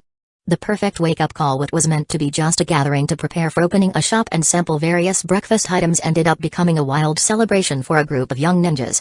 Mikoto, Tsume, and Ongoka teamed up with Kushina to drink Tsunoda under the table. As evening approached, they all bid farewell and left. Shikaku, Choza, Inoichi, and Shibi kept drinking until past 8 p.m., eventually getting so drunk that they all passed out. Their wives had to carry them home. Meanwhile, Kurenai, Rin, and other younger ones stayed until the end, cleaning up the mess in the living room and kitchen before politely taking their leave. As for Jiraiya, was busy flirting with the adorably drunk Kushina, playing tongue battles, completely forgetting about that guy. If it weren't for Minato and Ongoka feeling that something was off after returning home and finally remembering that Jiraiya might have been left behind, Minato made a special trip back and used the Flying Thunder God Jutsu to send Jiraiya to the training cave. The Sannin was probably going to spend the night lying on a balcony somewhere. After all the noise and chaos, the mansion fell into silence once everyone left. Kushina, overwhelmed by the alcohol, snuggled up with for a while before completely passing out, falling asleep in his arms. Glanced at the guest room where Tsunoda was staying. With a sigh, he reluctantly carried Kushina back to her room and tucked her in before heading into the study. Thanks to Memory Master of the Shinobi World, which greatly enhanced his speed reading and memory skills, he quickly skimmed through the numerous scrolls and secret texts Tsunoda had brought back. The Senju clan, as one of the 2 great powerhouses of the Warring States period, had developed water-style techniques far beyond what most clans could achieve. Their mastery of the nature transformation and shape manipulation of water style was unparalleled. They practically turned it into an art. Beyond the diverse water style jutsus, many scrolls contained deeper research on how to shorten hand seals, release more chakra, and create even more powerful techniques in less time. After all, most Senju ninjas were naturally gifted with vast chakra reserves due to their bloodline. Using raw power to overwhelm all techniques and breaking through with sheer force was the most suitable path for them. As a result, even high-level water-style jutsus like the second Hokage's water-severing wave and hard whirlpool water blade consumed an absurd amount of chakra. Of course, some scrolls did mention ways to reduce chakra consumption. However, from K's perspective, it felt like the Senju ancestors were half-hearted about this research. In comparison, the Hazuki clan's approach was clearly more focused on minimizing chakra expenditure while maximizing damage output. While it might seem stingy, their methods were undoubtedly more practical for the average ninja. One of their signature techniques, the water gun jutsu, embodied this philosophy, condensing a tiny water bullet to pierce targets with pinpoint accuracy, prioritizing efficiency over brute force. Huh? This water bullet barrage and water gun jutsu work on the same principle. And they don't even require the Hazuki clan hydrification jutsu as a prerequisite? The starting level is already firing over 10 water bullets, talk about spending chakra like it's nothing. Just as Q was mentally praising the Hazuki clan's water-style techniques, The Senju ancestors immediately humbled him. Aside from the higher chakra consumption, they had completely dissected and analyzed the principles behind the water gun jutsu. They even took it a step further, using the same principles to develop an even larger scale, more destructive technique. The corrosive nature of water style. This is basically a precursor to boil style. Hidden Mist Village would probably be furious if they saw this. Water style shape transformation experiments, testing various high and low temperature techniques. Sharpness, cutting, twisting, surging, erosion, density, fluidity, gentleness. Wave riding jutsu allows free movement within water. If combined with the Hazuki clan hydrification jutsu, it's perfect for underwater stealth, ambushes, and escapes. Water blade slash, coating a weapon with a high-speed rotating water blade. Should work well on kunai, right? Wait. Don't I have a ninja sword? Originally planned to read only 2 scrolls and sleep before midnight, but in the face of the Senju clan's vast collection of water-style knowledge, that plan became a joke. Even as a transmigrator, he couldn't help but be amazed by the innovative ideas and experimental attempts he discovered in these scrolls. Who would have thought that centuries ago, the Senju ancestors had already considered using the nature transformation of water style to enhance their strikes, achieving an effect similar to hydraulic amplification in modern machinery. A single punch would unleash successive waves of force, stacking layer upon layer, increasing the user's power several times, if not dozens of times. If not for the fact that controlling chakra in this manner required an even greater level of precision than monstrous strength, who could possibly stand against the Senju clan? As the morning sunlight filled the study, finally snapped out of his reading trance. He glanced at the wall clock, it was already pointing to 8 a.m. Putting down the scrolls, he went to wash up. After making himself breakfast with the leftover ingredients from the previous day, he checked the still silent bedroom, packed an extra portion of breakfast, left a note, and headed out toward the training cave. Even though he hadn't slept all night, his extraordinary mental resilience kept him from feeling tired. Yesterday, he had already arranged to spar with Jiraiya for a few days. Being late on the first day wouldn't look good. The training cave was located northwest of Hidden Leaf Village, in the opposite direction of the village's bird-summoning beast sanctuary. Jiraiya had spent quite some time running around the village to acquire the land near the cave, even pouring a significant amount of his manuscript royalties into it. Later, Minato, having frequently trained here with Jiraiya, also grew fond of the place. Over the years, the two had sporadically invested funds into it. What was once just a cave on a cliff had transformed into an elegant, wall-hanging structure, and the barren terrain had been turned into a picturesque retreat with pavilions and lakes. From a distance, it looked like a hidden paradise. A falcon glided down from the sky. Activating his sensory abilities, spotted Jiraiya fast asleep in the largest building nestled against the cliff. Leaping off the falcon's back, he took a deep breath and shouted, "A pervert is peeping at the women's bathhouse. Catch him." Bang. Thud. Jiraiya shot out of his room before even opening his eyes. Realizing he had stepped into thin air, he traced a perfect arc in the sky before crashing straight into the lake below, sending water splashing in all directions. "Couldn't you be more gentle, like Minato?" Jiraiya groaned, lying on the water's surface with chakra gathered beneath him. His face was full of pain. Wasn't a normal wake-up call good enough? That yell nearly scared him to death. "Now hurry up, eat, and let's get started." A hungover Kushina scratched her sun-warmed cheek, realizing she had slept far too long. She jolted upright in bed, wide-eyed, scanning the guest room's decor before glancing at her camisole and lifting the blanket to check her shorts. "Kushina, you're such a disappointment." Puffing up her cheeks in frustration, she smacked her bare thigh, only to wince and inhale sharply at the sting. The atmosphere had been just right last night. Even if Tsunade was still in the house, would she have really barged in to watch? How did she black out at such a crucial moment? If only she had held on for a few more minutes. Drinking ruins everything. Drinking ruins everything. From this day forward, no more alcohol.